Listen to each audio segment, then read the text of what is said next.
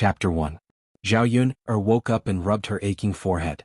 When she opened her eyes, she found herself in an unfamiliar environment. She was lying on a tattered bed covered with straw. Her body was covered with a thin quilt, which had a musty smell. Around her were dilapidated walls that were covered with dust. There was nothing else in the room except for a brick table that was missing half a leg. Zhao Yun's eyes turned, and she wanted to support her body to get up. What the hell is this place? She was a police officer. She chased after a thief on the road and was accidentally hit by a car. When she woke up again, she was already here. Mother, you're awake? Does your head still hurt? At this time, a child walked into the room. He was a boy of 3 or 4 years old. His voice was soft and Zhao Yun's heart softened. However, this child was thin and his face was sallow. His pair of big eyes were sunken in. It was obvious that he was malnourished for a long time. The clothes on his body were also somewhat tattered and did not fit. It looked like they were made from adult clothes. Was there anyone in the modern world who was so poor that they would make their child look like this? Zhao Yun was stunned. For a moment, she was unable to come back to her senses. Mother? Was this child calling her? Mother, why are you ignoring Daodu? When the child saw that Zhao Yun was not speaking, he was a little scared. Zhao Yun rubbed her forehead and asked uncertainly, You're Daodu? I'm your mother? After Zhao Yun said this, the child's bright black eyes were covered with a layer of mist. He looked at Zhao Yun pitifully. Mother, do you not recognize Daodu? Zhao Yun looked at the child's aggrieved and sad face and her heart could not help but ache. Daodu. Hiss, her head hurt even more. In an instant, another person's memory emerged in Zhao Yun's mind. Zhao Yun knew that this memory did not belong to her. She had indeed transmigrated into this body. Her name was the same as hers, Zhao Yun. The original Zhao Yun went up the mountain to cut firewood. She accidentally tripped and fell, knocked her head and fainted on the mountain. Fortunately, when the village's hunter Lu Lei went into the mountain, he found Zhao Yun and sent Zhao Yun back. However, the original Zhao Yun was still dead, and the current Zhao Yun's soul crossed over. Mother, you don't want Daodu anymore, right? The baby began to cry sadly. Zhao Yun's heart was also a little more sour. A child who was only a few years old, if he lost his mother, how pitiful would that be? Daodu, mother just had a headache and forgot a lot of things. How can I not want Daodu? Zhao Yun softly coaxed. As she spoke, she hugged the child into her arms. Daodu, don't cry. The child felt the warmth of Zhao Yun's body and immediately stopped crying. The child's face was still stained with sparkling and translucent tears. Zhao Yun gently wiped away the tears on the child's face. At this time there was a sound of footsteps outside the door. Yun girl, are you home? The voice of an old woman sounded outside. Zhao Yun knew from the original owner's memory that this person was her grandmother, Huo Chunhua. Chapter 2. Hearing Huo Chunhua's voice, Daodu's delicate little face also became serious and his brows furrowed. Mother, great-grandmother is here again. She must be looking for trouble with you. Let's not go out. Daodu said to Zhao Yun in a childish voice. Zhao Yun sighed. This body's original owner had gotten pregnant before marriage. In ancient times, this was a shameful thing. The Zhao family also felt that Zhao Yun had lost face in the village because of her pregnancy before marriage. If Li Zheng hadn't come out and protected Zhao Yun would have been drowned in a pig cage. Although her life was saved, Zhao Yun was still kicked out of the Zhao family. The house they were living in now was the Zhao family's old house. After the Zhao family left Zhao Yun here, they didn't care about her. If it weren't for the kind neighbors who helped the mother and daughter, they might have starved to death. Huo Chunhua had always disliked Zhao Yun and her son. Whenever she saw them, she would speak ill of them. Now that she suddenly spoke in such an amiable voice, what kind of case was she trying to sell? Just when Zhao Yun was in a daze, the door was pushed open with a creak. The person who walked in was Zhao Yun's grandmother, Huo Chunhua.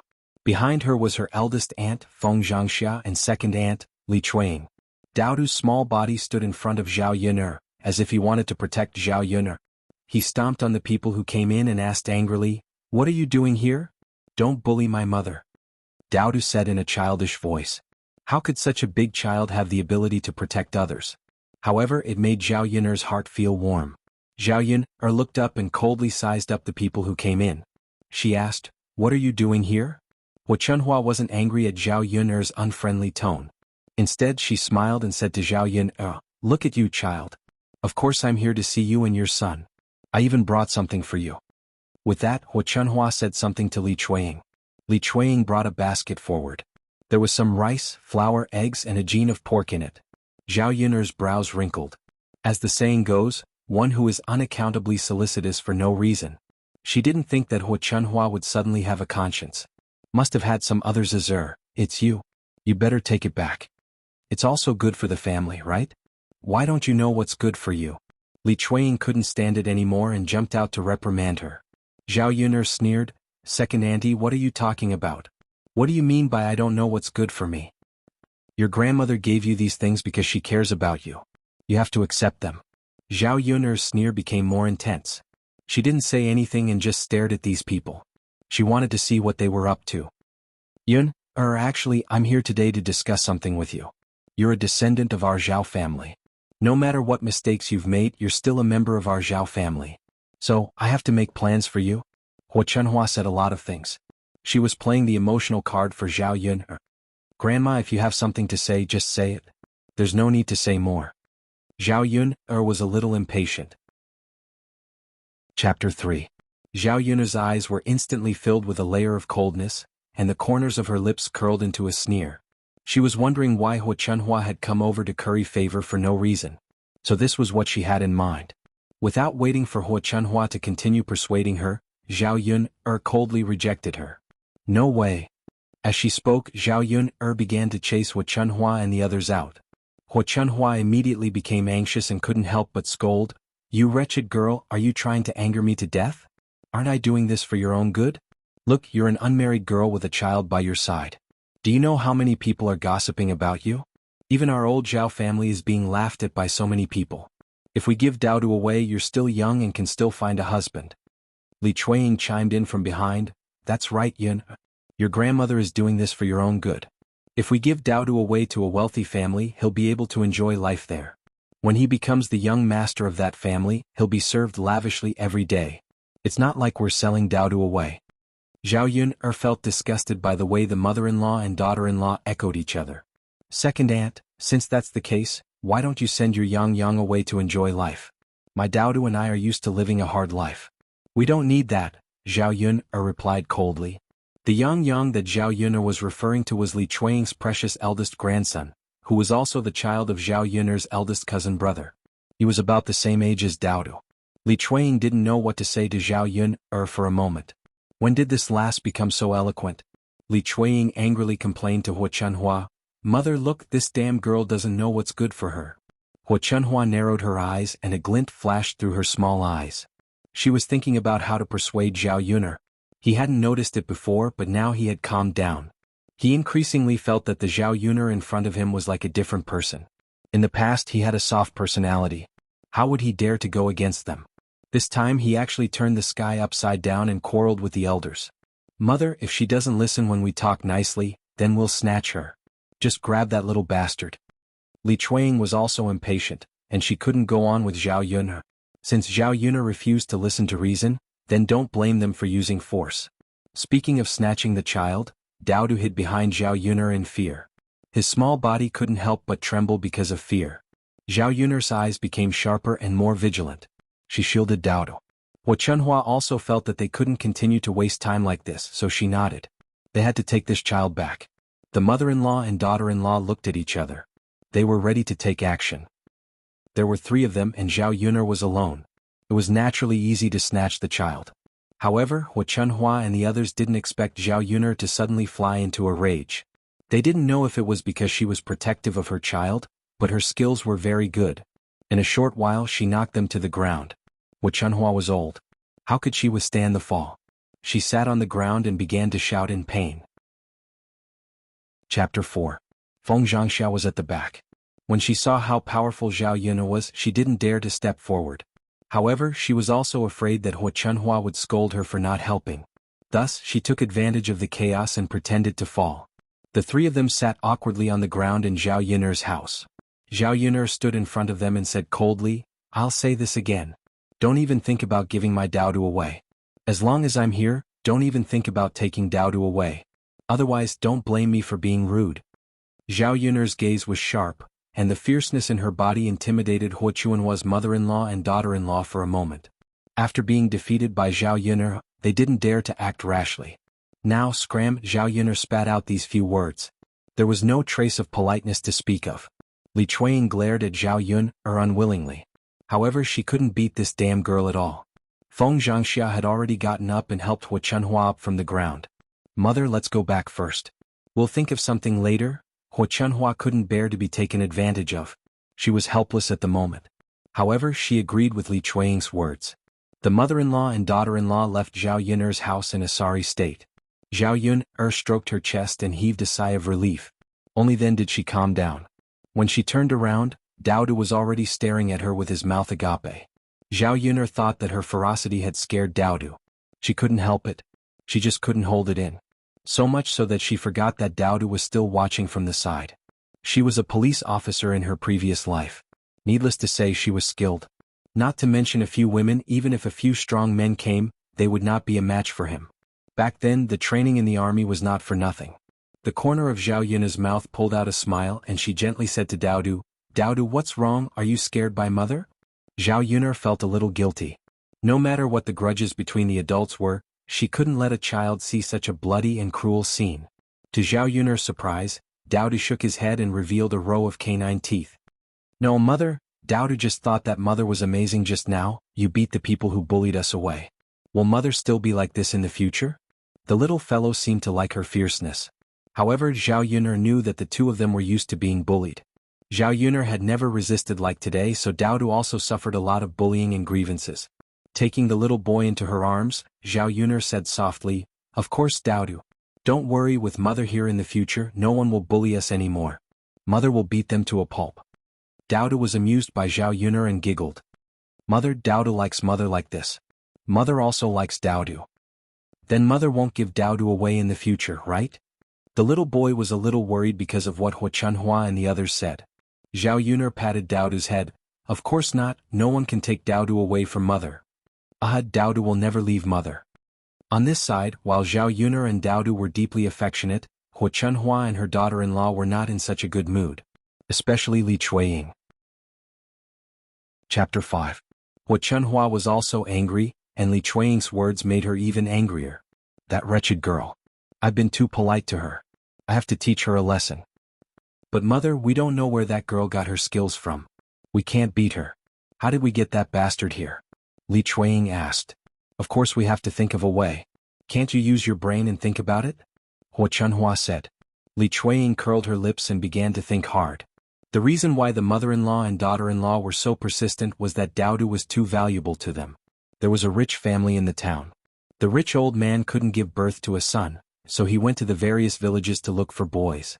If they were sent to him to be his son, he would directly give him 200 taels of silver and some other benefits.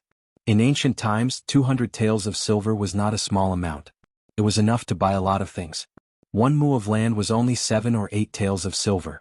However, the people in the countryside valued boys over girls, and the idea of boys carrying on the family line was very serious. Unless the family really couldn't survive, otherwise they would never sell or give away the boys at home. After Hu Chunhua's mother-in-law and daughter-in-law heard about this matter, they thought about the 200 taels of silver and started to have designs on Daodu. "Mother, let third brother's wife go later. That girl listens to third brother's wife the most. If she still doesn't agree, let third brother break that wretched girl's legs. I don't believe that she has the ability to go against her parents." Li Chuanying suddenly thought of this idea and said excitedly. The saliva in her mouth splashed and splashed on Feng Zhangxia's face. Feng Zhangxia couldn't help but feel nauseous. Her second sister-in-law's saliva was so strong and smelly that she wanted to vomit just by smelling it. Hu Chunhua's eyes lit up when she heard Li Chuanying's words. She thought that Li Chuanying's idea was good. Let's go back quickly and talk to third brother and his wife." Zhao Yun'er's forehead still had some pain. After using all her strength, her whole body also seemed to be a little sore. In the end, it was because the original owner's body was too weak. In the past few years, the mother and daughter had not eaten many full meals. Their nutrition could not keep up, so how could their bodies be well? Before, there was no other way. The original owner was a girl with a baby behind her. She couldn't do anything. But now that she had transmigrated, things were different. From now on, she couldn't let Daodu continue to starve with her. She had to take good care of her body. Otherwise, she wouldn't have enough strength to fight. Gugu, Daodu's stomach growled. Daodu raised his head and looked at Zhao Yuner in embarrassment before rubbing his stomach. Daodu must be hungry. Mother will go and cook, Zhao Yuner said. Mother, Daodu will help you with the fire. The baby obediently followed over. Zhao Yuner followed the original owner's memories to the kitchen. Although it was called a kitchen, it was just a simple shed built with a few pieces of wood. One side of it was attached to her house. There was a simple stove in the shed. When they first moved to this house, they didn't have a stove. It was the village's hunter Lu Lei who helped build it. Chapter 6. Zhao Yuner knew that Lu Lei was interested in her. She also felt that Lu Lei was a good person. It was just that she was dragging a baby behind her. The reason why she didn't want to be with Lu Lei was because she didn't want to wrong Daodu. Secondly, she didn't want to compromise. Thirdly, Lu Lei was such a good person.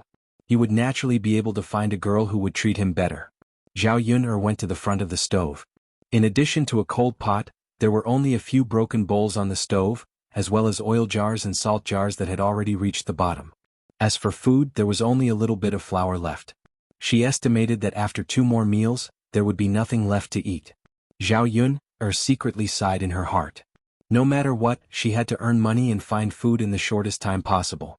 She couldn't let Daodu starve.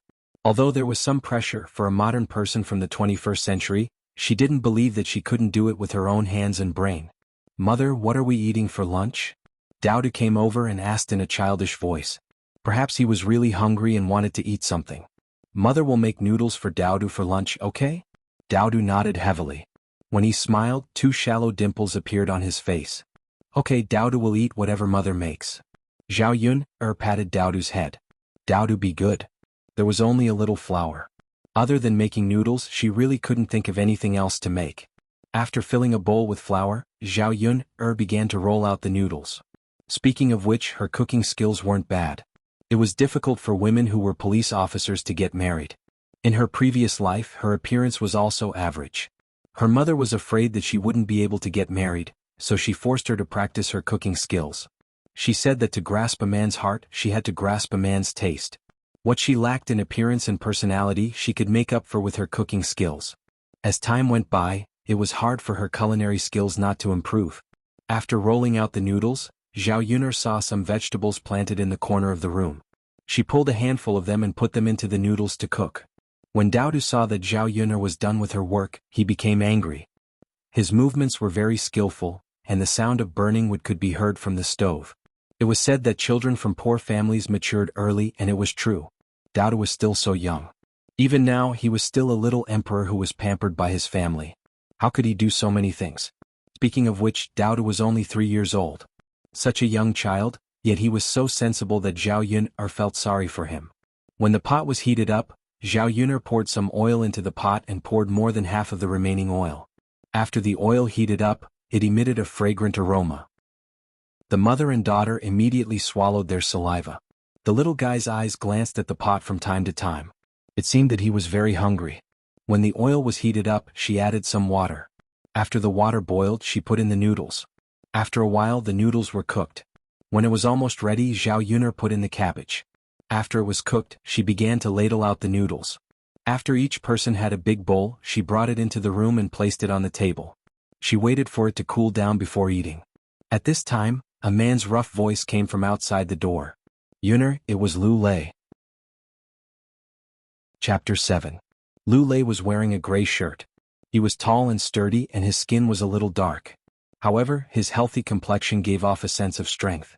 His facial features were not bad. In modern times, a muscular man like him would probably be infatuated with many girls. Lu Lei saw Zhao Yuner sizing him up, and his cheeks couldn't help but turn red. Yuner. Lu Lei called out softly, reminding Zhao Yuner. Zhao Yuner came back to her senses. Facing Lu Lei's fascinated gaze, she felt a little embarrassed. Thus she said, Brother Lei, are you here for something? Lu Lei nodded. Yes, I went into the mountains today. I was lucky and encountered a lot of prey. Yuner, I brought this pheasant to you. You stewed some soup for yourself and Daodu to nourish their bodies. In ancient times, hunters like Lu Lei relied on selling prey to make a living. Their village was called Shuilan village and it was next to a large mountain. Usually, there were many wild beasts on the mountain and it was very dangerous. Other than people like Lu Lei who hunted for a living, very few people would go up the mountain.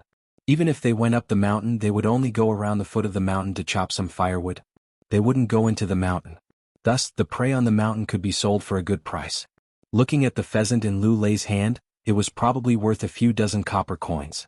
It wasn't a small amount in the countryside. Thus, Zhao Yun'er refused. Brother Lei, you can sell this pheasant to the town later. Daodu and I don't need it. It's okay. A few dozen copper coins won't make a difference. The wound on your forehead hasn't healed yet, so you need to nourish it well. Daodu is still young and he's still growing. Don't be so polite with me. Since I'm giving it to you, I'm not thinking of taking it back. Lu Lei said very seriously. Zhao Yun'er also knew that Lu Lei said these words from the bottom of his heart. Zhao Yun'er thought about it. Lu Lei was right. Needless to say, Daodu's body was still growing, so he needed to replenish his nutrients. She will keep this pheasant for now. She will remember Lu Lei's kindness. When she makes money in the future, she will repay Lu Lei's kindness. Okay, Brother Lei, I'll accept it. Thank you. Zhao Yun'er smiled at Lu Lei. The shallow dimples at the corner of her mouth were very beautiful. Lu Lei saw the brilliant smile on Zhao Yun'er's face, and her beautiful eyes curved into crescent moons. Zhao Yun'er was 18 years old today. She was considered the most beautiful girl in the entire village. Her facial features were very delicate and pretty. If it wasn't for the fact that he was so skinny that his skin was a little sallow, he would be even more charming. Therefore she looked very beautiful when she smiled. Lu Lei felt that his heart was beating faster, and his face was flushed red with embarrassment. He stuttered a little as he replied, You're welcome, Brother Lei, are you thirsty? Do you want to come in for a drink? Zhao Yun'er invited him. There's no need, Yun'er. If a man like me enters your house, you'll be gossiped about. Lu Lei hurriedly refused. In this village there were many gossipy old women. If people knew that he entered Zhao Yun'er's house, who knew what kind of things he would be said about him? He didn't care. A man like him was thick-skinned, so it wasn't a big deal to be scolded. However, Zhao Yun'er was different. Chapter 8. Zhao Yun'er was stunned. She didn't expect a man like Lu Lei to be so considerate and think so much for her. Brother Lazy, wait for a while. I'll get a bowl of water, Zhao Yun'er said. As Zhao Yun'er spoke, Lu Lei saw the thin figure turn and enter the dilapidated house. After a while she came out with a big bowl of cold water. Brother Lazy, here. Zhao Yun'er smiled and handed it to Lu Lei. Lu Lei took it and drank it in 2 or 3 mouthfuls. After wiping the water from the corner of his mouth, he smiled at Zhao Yun'er. At this moment, his heart was filled with happiness that he had never felt before. Not far away, Qin Hailan, who came back from picking vegetables in the vegetable garden, saw this scene and made a hissing sound. Hey, are the two of you together? Look at you, your relationship is quite good. From afar you look very compatible. Zhao Yun'er frowned and was a little unhappy. She glared at Qin Hailan. Qin Hailan was only in her 30s and was famous in the village for being a gossipy woman. She loved to gossip and all the bad things were spread by her big mouth. She lived not far from Zhao Yun'er and could be considered a neighbor. When she had nothing to do, she liked to come over to find trouble and bully Zhao Yun'er. She also knew that Zhao Yun'er didn't have her family to protect her now. Even if she was bullied, no one would come forward to help her. If it was the Zhao Yun'er of the past, she might not say anything. But now Zhao Yun'er couldn't stand being bullied. Zhao Yun'er replied to Qin Hailan in a cold voice, Auntie, you have to be responsible for what you say. There's nothing between me and Brother Lazy. You're talking nonsense. If I hear any rumors in the village, I won't let you off easily. Qin Hailan was stunned. She didn't expect that Zhao Yun'er, who usually listened to her words, would know how to resist at this time. What the hell? Lu Lei hurriedly added, That's right, Auntie. You can't talk nonsense. Yun'er and I are innocent. If your words are heard by the people in the village, won't it just ruin Yun'er's reputation? Qin Hailan was not a kind person either. Seeing Lu Lei and Zhao Yun'er criticizing her, she spat. What are you two pretending for? You've been together for a long time. Do you think that the villagers won't know if I don't tell them? Zhao Yun'er, why else would I call you cheap? Didn't you hook up with a wild man and give birth to a little bastard? Now you're seducing Lu Lei. And Lu Lei, you really don't have any guts. If you like her, just marry her. Why are you being so hesitant? Are you still a man? I think you two adulterers are a good match for each other. Qin Hailan screamed at the top of her voice, which made Zhao Yun'er even more disgusted. And her screaming had the intention of letting the other neighbors come over to watch the show. A few people had already surrounded Zhao Yun'er's house. At this moment, Daodu heard the noise and came out of the house. When he heard Qin Hailan's words, he pounced on Qin Hailan angrily. I won't allow you to talk about my mother. I'm not a little bastard. Chapter 9. Zhao Yun'er's heart tightened. She hurriedly ran over and picked up Daodu from the ground. Then she checked the injuries on Daodu's body. The skin on Daodu's knees and hands had been scraped, and blood was seeping out. Daodu, does it hurt? How are you feeling? Zhao Yun'er asked worriedly. Daodu shook his head. His black, gem-like eyes were misty. He bit his lower lip and said, Mother, it doesn't hurt. Daodu doesn't hurt. Zhao Yun'er knew that Daodu just didn't want her to worry. It was because of this that her heart ached even more. Zhao Yun'er stood up immediately. Daodu, Mother will avenge you. Damn it, if the tiger didn't show its might, she would be treated as Hello Kitty. Zhao Yun'er glared at Qin Hailan as if her eyes were about to spit fire. Being stared at by Zhao Yun'er like this, Qin Hailan felt a little scared for a moment. At this moment, some villagers came over. How can you bear to hit a child like this? Zhao Yun'er questioned. That little bastard hit me first. Don't tell me I can't fight back? Zhao Yun'er sneered. So you're saying that you're going to argue with a 3-year-old child? You're the one who scolded him first, aren't you? Qin Hailan's anger was immediately suppressed by Zhao Yun'er. However, she was still unwilling to give up. I'm telling the truth. Why can't I say it? If you don't want others to say it, then don't do it yourself. There are so many people in the village. Why don't I scold you instead of others? You're twisting words and forcing logic. Zhao Yun'er didn't want to be polite with Mulan. This kind of person deserved to be taught a lesson. She should give her a good beating and teach her a lesson. Naturally, she would be obedient. Therefore, Zhao Yun'er slapped Qin Hailan's face. Suddenly, a palm print appeared on Qin Hailan's face. The corner of his mouth was bleeding from Zhao Yun'er's slap. Zhao Yun'er had indeed used all of her strength in that slap. In the future, if I hear you calling me a slut, calling my son a bastard, or spreading rumors about me, I'll beat you up every time I see you. Zhao Yun'er warned fiercely. She knew that in this era, if she wasn't strong enough, she would only be bullied. Qin Hailan was stunned by Zhao Yun'er. It took her a while to react. You dare to hit me, I will fight with you. Qin Hailan said, rushing towards Zhao Yun'er. Zhao Yun'er turned sideways and dodged. When Qin Hailan dodged to the front, she kicked Qin Hailan's butt again.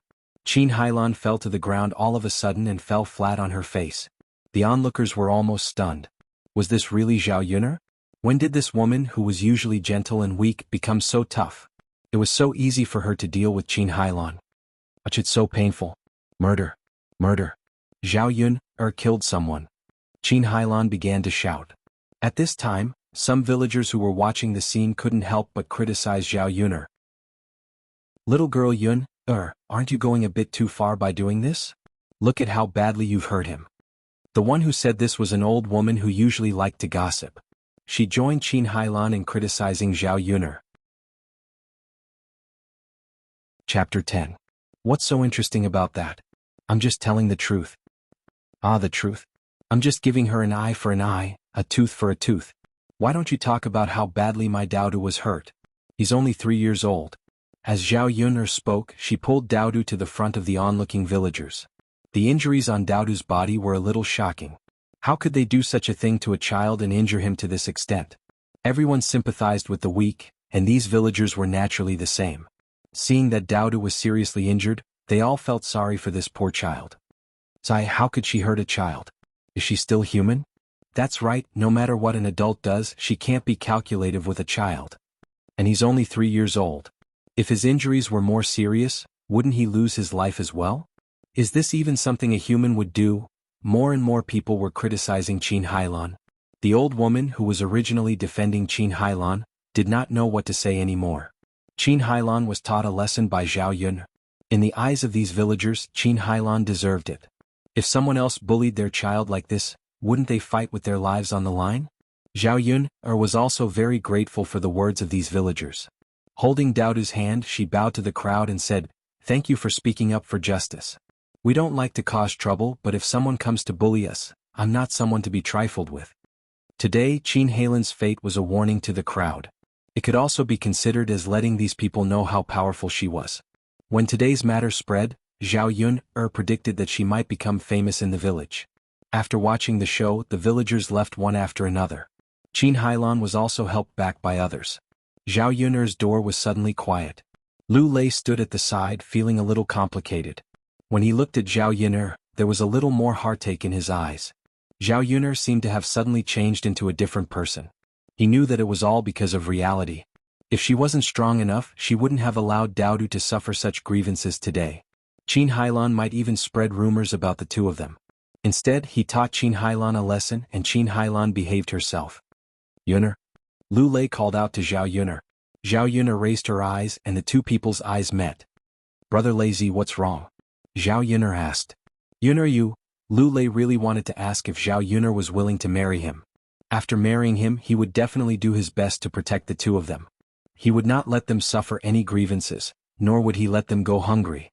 But when the words were at the tip of his tongue and he looked into Zhao Yun'er's eyes, he suddenly choked on his words and couldn't say anything. Brother Lazy, what about me? Zhao Yun'er asked in confusion. Lu Lei's lips curled into a smile. In the end, he still didn't have the courage to say it. Nothing, I just wanted to say that you should quickly help Daodu into the house and wipe Daodu's wound. I'm a man. I won't go in. Zhao Yun'er nodded. Okay, Brother Lazy, then you should go back. Be careful on the road. Also, thank you for the pheasant. Chapter 11. Zhao Yun'er carried Daodu into the house. Seeing Daodu's injuries, Zhao Yun'er's heart ached. She hurriedly found a piece of cloth and got some hot water from the pot on the stove.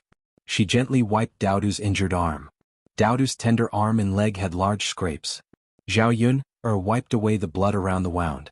It was a pity that there was no iodine in ancient times. Zhao Yun'er was worried that such a heavy wound would become inflamed. She raised Daodu's little hand and blew on it. Zhao Yun'er asked, Daodu, does it hurt a lot? Daodu shook his head. Mother, don't worry about me. It doesn't hurt. Daodu is fine. Silly child, how could it not hurt? Mother will blow on it for you.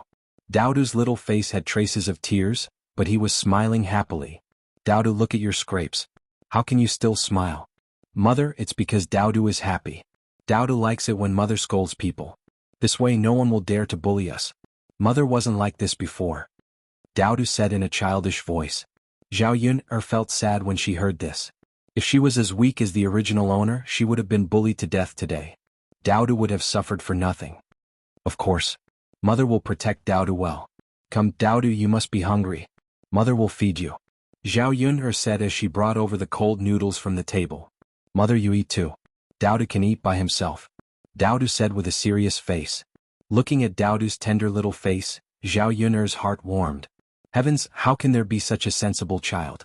If this was the 21st century, it would be impossible to find such a person, right? In her previous life, she was an old leftover woman. She did not even have a man, let alone a child. However, she was also very fond of children. In this life, Daodu was such a sensible child. It could be said that the heavens had given her a gift. It's okay, Daodu should finish eating first, then Mother will eat. Mother isn't hungry anyway. Daodu's hand is injured, so Mother wants to feed him. Dodo didn't refuse again. She smiled happily, and the corners of her mouth curved into a brilliant smile. Mother, the noodles you made today are really delicious. Really? Aha, Daodu has never tasted such delicious noodles before. Zhao Yun'er looked at the noodles with a few cabbage strands in the bowl. In fact, it was already very vegetarian. It was just a few more drops of oil than usual. Daodu, trust me, I'll make even better food for you later. Look, your Uncle Lu even sent us a chicken. Mother will make chicken soup for you to drink tonight. Aha! Daodu's smile became even brighter. After lunch, Zhao Yun'er started to get busy at home. Now that the four walls of the house were bare, it wouldn't do. She had to decorate the house. This bed was actually made of wood and mud bricks. Not to mention a quilt, it didn't even have a cushion. It could only be covered with a layer of straw and covered with a thin, moldy quilt. Zhao Yun'er carried the blanket out. She couldn't stand the moldy smell. The house was so damp because the roof was leaking in several places.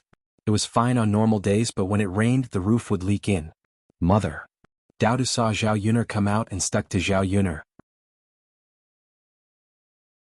Chapter 12. Mother, Daodu likes to follow you. Zhao Yun'er smiled helplessly. Okay, then Daodu will follow me. Ah. Zhao Yun'er turned around and went back into the house. She took out everything that could be taken out to dry. There was really too little stuff in the house. After tidying up, Zhao Yun'er began to think about how to earn money, not just to fill her and Daodu's stomachs. Not only did the food in the house run out, but the bedding and furniture also had to be replaced. In addition, this rundown house was simply not suitable for living. She also had to spend money to build a new house. Dowdu was so young he couldn't suffer too much with her. But how could she earn money? Zhao Yuner thought about it carefully. She didn't have an acre of land and she didn't have any amazing skills. If she wanted to earn money in the shortest time possible, it seemed that she had to go to the mountain behind the house and try her luck. There were many plants and animals on the mountain, perhaps she could find some treasures. She should do it. Zhao Yuner thought and went into the house. She took a sickle and a kitchen knife, then carried a basket and prepared to go up the mountain. When Dowdu saw this he asked, "Mother, where are you going?" "Mother wants to go into the mountain like your Uncle Lu, to find delicious food for you. Later I can exchange it for money and then I can buy more good things for Dowdu." The world of children was simple. When Dowdu heard Zhao Yuner say this he quickly nodded in response, "Okay mother, Dowdu also wants to go." Zhao Yuner looked at Dowdu's injuries and said, "Dowdu, you can't go. Stay at home." Dowdu looked at Zhao Yuner pitifully. "But mother, Dowdu just wants to go with us." When Zhao Yuner saw Dowdu like this, her heart softened. She thought that it was not safe to leave Dowdu alone at home. What Chunhua and the others still wanted to give Dowdu away. Who knew if they would snatch Dowdu away when she was not at home? On the contrary, it would be safer to have Dowdu by his side.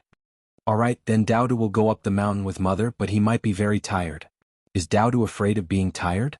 Don't be afraid mother, Dowdu is not afraid of being tired. Alright, let's go. Zhao Yuner greeted him and held Dowdu's hand as they walked up the mountain together. The road at the foot of the mountain was relatively easy to walk on. Usually there were many people who went into the mountain to cut firewood. The higher they went, the more difficult it was to walk. It was already spring, and the vegetation on the mountain was beginning to flourish. Zhao Yuner paid attention to the road under her feet as she walked. There were many thorny plants in the bushes, and if she was not careful, she might cut her leg. At the beginning, Zhao Yuner was still holding Dowdu's hand. Later, she directly let Dowdu sit in the basket on her back. "Mother, are you tired?" "Dowdu can walk by himself," Dowdu said in a childish voice. His voice was filled with heartache. "I'm not tired. Dowdu is so light, how can mother be tired?" Zhao Yuner said. However, the body of the original owner was too weak. When climbing the mountain she was indeed a bit out of breath. It could not be compared to her previous life. "Mother." Dowdu suddenly wanted to say something. "What is it, Dowdu?" Chapter 13. Dowdu still remembered what Mulan had said today. Children were more sensitive. Zhao Yuner didn't know how to reply to Dowdu's question. Just who was Dowdu's father? Zhao Yuner searched through the memories of the original owner of this body, but she didn't have any recollection of it. Perhaps it was because the original owner of this body felt humiliated, so she chose to forget about it. "I don't know about your father either. But don't worry, Dowdu. I'll find you a tall, handsome and rich father in the future, alright?" Dowdu thought about it before replying solemnly, "Alright. Everyone else has a father. Dowdu also wants one. Mother, you have to find Dowdu a father as soon as possible." Zhao Yuner rubbed her forehead, feeling a bit pressured. It was all her fault. She had to think of ways to earn money and find a father for Dowdu. Where was she going to find a tall, handsome and rich father? "Alright. I'll find you a father as soon as possible." Zhao Yuner squeezed out a smile. However, she was cursing Dowdu's father inside. Just who was that scum? He ran off after sowing his seed, leaving the original owner and Dowdu to suffer. It was best if she didn't run into a man like that. Otherwise she would definitely teach him a lesson. Naturally, she wouldn't let Dowdu reunite with him either. Just after Zhao Yuner cursed in a courtyard in the capital, a handsome man sneezed several times in a row. His subordinate couldn't help but say, "Gongzi, these days the weather is still relatively cold. At night, cover yourself with a quilt. Don't catch a cold." The handsome man raised an eyebrow slightly. "I know. Emoyen, you're becoming more and more naggy. You're just like a housewife." Zhao Yuner carried Dowdu into the mountains. After walking for a while they had some gains. There weren't many other things in this mountain, but there were still a lot of wild vegetables. Other than a rundown house, there was not a single piece of land in the house. They could only casually plant some seeds in the corner of the house and grow some small vegetables. These wild vegetables were good for stir-frying or spooning. In modern times they couldn't be bought with money. However, Zhao Yuner discovered that she was not as skilled as Lu Lei to get some game. The pheasants and rabbits in the mountains ran very fast. Without a bow and arrow it was impossible to catch them. Mother, look, there's a bird's nest on the tree. Dowdu raised his head and looked at the tree, seemingly very happy. Children like small animals, especially birds. Mother, there are little birds flying out. Hearing Dowdu's childish voice, Zhao Yun also looked up at the tree and saw a pigeon's nest. The pigeon had been alarmed by Zhao Yun'er and Dowdu, so it immediately flew out of the nest. Zhao Yun'er suddenly thought of something. She put down Dowdu and said to Dowdu, Dowdu, mother will go to the tree. I'll get some bird eggs for you. Pigeon eggs were similar to chicken eggs. They tasted quite good when cooked or stir-fried. Now that Zhao Yun'er and Dowdu could not eat chicken eggs, they were a rare thing in the countryside. They were usually saved up to exchange for silver or to nourish their bodies. Okay. Dowdu smiled resplendently. Mother, be careful when you climb the tree. Don't fall. Chapter 14. As Zhao Yun'er spoke, she nimbly climbed up the tree. In her previous life as a police officer, her skills were naturally good. Although it was a little bad for her to transmigrate into Zhao Yun'er's body, she still remembered the skills of climbing trees. Zhao Yun'er climbed to the top of the tree in a short while like a monkey. She saw 7 or 8 pigeon eggs lying in the pigeon nest. Zhao Yun'er carefully took out the pigeon eggs and put them in her pocket. When she was about to climb down the tree, she looked up and saw a huge beehive hidden in the middle of the trees. She could still hear the sound of bees inside. Zhao Yun'er's movements were even more gentle. These bees should not be disturbed. If she was stung by a bee, her body would definitely swell up. If it was a large hornet, her life might be in danger. After Zhao Yun'er carefully climbed down the tree, she held the pigeon eggs in her pocket in front of Dowdu and smiled. Dowdu, look, these are the pigeon eggs that mother made. Dowdu looked at Zhao Yun'er with eyes full of worship. Mother, you are amazing. Dowdu's mother is of course amazing. Let's go to other places and see if there are any pigeon nests. Mother will bring some back. And then, the mother and son walked through the forest, not afraid of danger.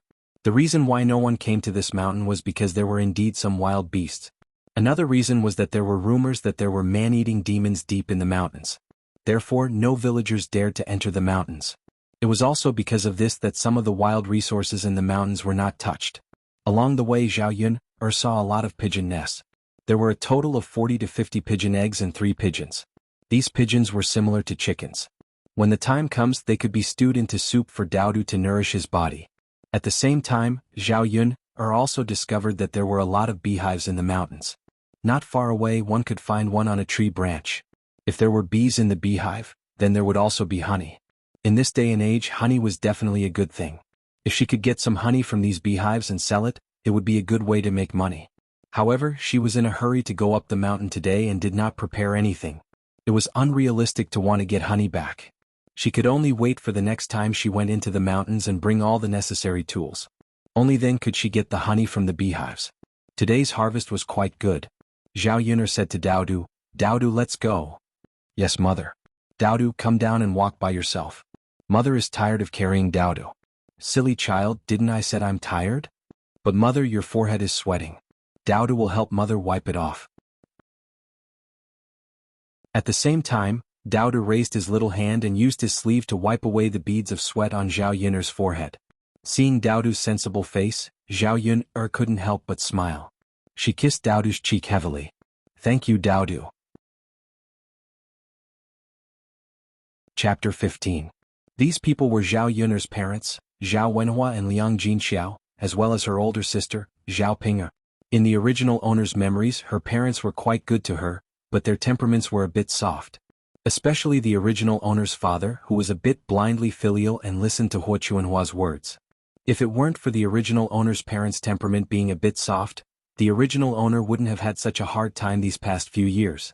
Nyangqin, its grandmother, grandfather, and aunt. Dowdu said in a childish voice. And I don't know why your grandmother, grandfather, and grandfather are looking for us. Zhao Yun'er's mouth was muttering, but her heart had a bad premonition. When Zhao Yun'er walked over, Zhao Wenhua and Liang Jinxiao stepped forward and said to Zhao Yun'er with a smile, Yun'er, you're back. Why weren't you home just now? Where did you go? Without waiting for Zhao Yun'er to speak, Zhao Ping'er's sharp eyes saw that Zhao Yun'er's basket was filled with good things. A somewhat shrill voice called out, Nyangqin, she must have gone up the mountain, there are pigeons and pigeon eggs in the basket. Zhao Yun'er glanced at Zhao Ping'er. Zhao Ping'er was only 19 years old, not much older than Zhao Yun'er. Although they were born from the same mother, Zhao Ping'er had a birthmark on her face, which affected her overall beauty, so she couldn't find a good marriage partner and still stayed at home at such an old age. In ancient times, a 19-year-old girl was an old girl. If she stayed at home, people would gossip. Zhao Ping'er and Zhao Yun'er were not on good terms since they were young. She was picky and didn't like Zhao Yun'er, but she was close to the other cousins. When the original owner got pregnant before marriage, she made a lot of sarcastic remarks in front of the original owner's parents. Zhao Ping'er also contributed a lot to the original owner's suffering these past few years. Big sister, I'm going up the mountain. What does it have to do with you? Am I bothering you? Is it necessary for you to shout so loudly in front of father and mother? Zhao Yun'er replied snappily. Zhao Ping'er was also very indifferent to this. Mother, look at what she's saying. Zhao Ping'er didn't expect Zhao Yun'er to talk back. She complained to Liang Jinxiao angrily. Zhao Ping'er rolled her eyes. She felt that Zhao Ping'er was even more disgusting. Liang Jinxiao looked at Zhao Yun'er and said in a very gentle tone, Yun'er, you went up the mountain just now, right? Zhao Yun'er nodded. In fact, Liang Jinxiao was very good to the original owner. Many times he secretly sent some money and food. Zhao Yun'er was not an unreasonable person. She would be good to whoever was good to her. If someone was bad to her, she would naturally not be polite. Yun'er, you can't casually go into the mountain. It's dangerous. If something happened to you, mother would be worried to death. Liang Jinxiao held Zhao Yun'er's hand and said, Mother, I'm fine. I can take care of myself. I'm not a child. In order to let Daodu eat and wear warm clothes, I have to go into the mountain to find something good. Liang Jinxiao looked at Zhao Yun'er and sighed. Chapter 16. After Zhao Ping'er finished her words, she walked forward and was about to take the pigeon eggs from Zhao Yun'er's basket. Zhao Yun'er pushed Zhao Ping'er's hand away. She hadn't even said that she would give them to her, but Zhao Ping'er was being so self-conscious. Mom, look, aren't they just a few pigeon eggs? She doesn't even want to give them to us. You've given her so many good things. She's so heartless. Zhao Ping'er complained in front of Liang Jinxiao. Zhao Yun'er sneered. Zhao Ping'er was really good at sowing discord, but she wasn't easy to deal with. Sister, you have to have a conscience. When did I say that I wouldn't give them to my parents? Then why didn't you let me touch them just now? Isn't it because you don't want me to take them? Sister, you're really good at reading minds. How did you know what I was thinking? Zhao Yun'er said coldly. You? Zhao Ping'er glared at Zhao Yun'er angrily. Why didn't she realize that Zhao Yun'er was so eloquent before? She seemed to have changed into another person all of a sudden.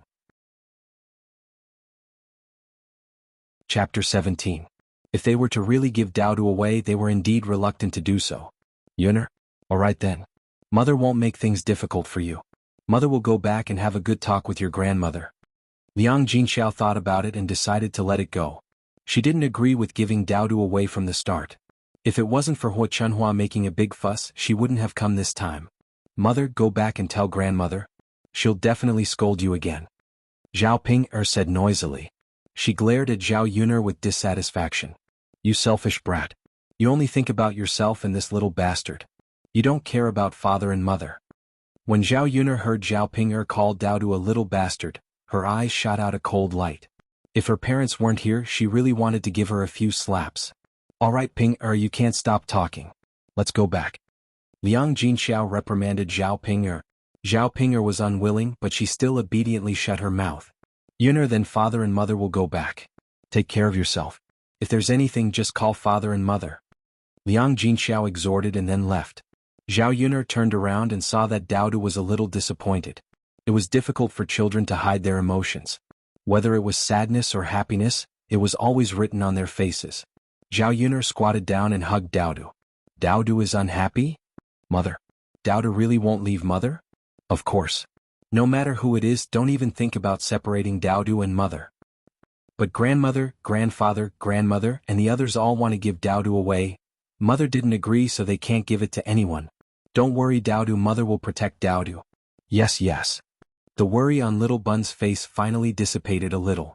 In the afternoon, Zhao Yun'er tidied up the house and cleaned it inside and out. The places that could be repaired by themselves were repaired with hammers and nails. In her previous life, she was an expert in fixing all kinds of things in the office. She didn't expect that she would be of use here. However, there was nothing she could do about the holes in the walls and the roof. He couldn't live in this house for long. The best way was to save enough money and build a new house as soon as possible. There were a few broken jars in the house. Zhao Yuner took them out and washed them with the water in the water tank. When they went up the mountain the next day, they would fill it with honey. Daodu was also helping by the side, his little hands helping to wash some small things from time to time. Although he was busy, Daodu seemed to be very happy. He completely treated it as if he was playing with Zhao Yuner. After cleaning for an entire afternoon, the water in the water tank was about to reach the bottom of their feet. Zhao Yuner said to Daodu, "Daodu, why don't you stay at home by yourself for a while? Mother will go get some water." "Mother, Daodu will go with you. It's dangerous by the river. Daodu can stand by the river later. Can he stand a little further away?" "Okay, Daodu will listen to mother." Okay. Just as Zhao Yuner was about to leave, she saw a 16 or 17-year-old boy walking towards her house. The boy had delicate features and was almost 1.8 meters tall. However, he was too thin. In this era, children didn't eat well when they were growing. The person who came was none other than Zhao Yuner's younger brother, Zhao Tianan. Chapter 18. Zhao Yuner's family had a total of 6 people. In addition to Zhao Yuner's parents, there was Zhao Pinger and 2 younger brothers, Zhao Tianan and Zhao Tianfu. Zhao Tianan was 16 years old, and Zhao Tianfu was only 8 years old this year. These 2 younger brothers were closer to her, especially Zhao Tianan. When he had nothing to do, he would come over and help her. Seeing Zhao Yuner carrying a bucket of water, Zhao Tianan hurriedly took it. He said, "Second sister, I'll go fetch the water. You rest." Usually, Zhao Tianan came to fetch water many times and Zhao Yuner did not refuse. Now that she had transmigrated, the body of the original owner was weak and did not have much strength. Naturally, she could not compare with Zhao Tianan, a 1.8-meter tall young man. After Zhao Tianan carried the water a few times, he filled the water tank to the brim.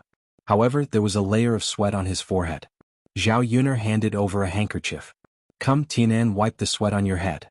Are you tired?" Zhao Tianan took it and wiped it. A smile appeared on his young face, revealing his cute little canine teeth. "Second sister, it's okay. I'm not tired." "If you're not tired, why are you sweating so much? Sit down and rest. Second sister will pour you some water to drink." Zhao Yuner said, then turned to the table and poured a glass of water for Zhao Tianan. Zhao Tianan smiled shyly. "Thank you, second sister." "Why are you thanking me? Second sister should be thanking you. Second sister, we're a family. This is what I should do."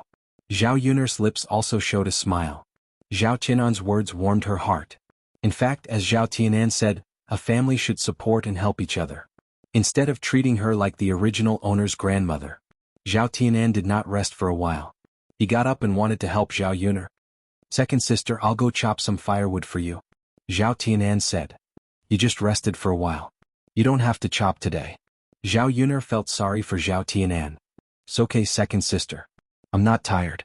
I'm a man. If I can't do such a small thing, I'll be laughed at."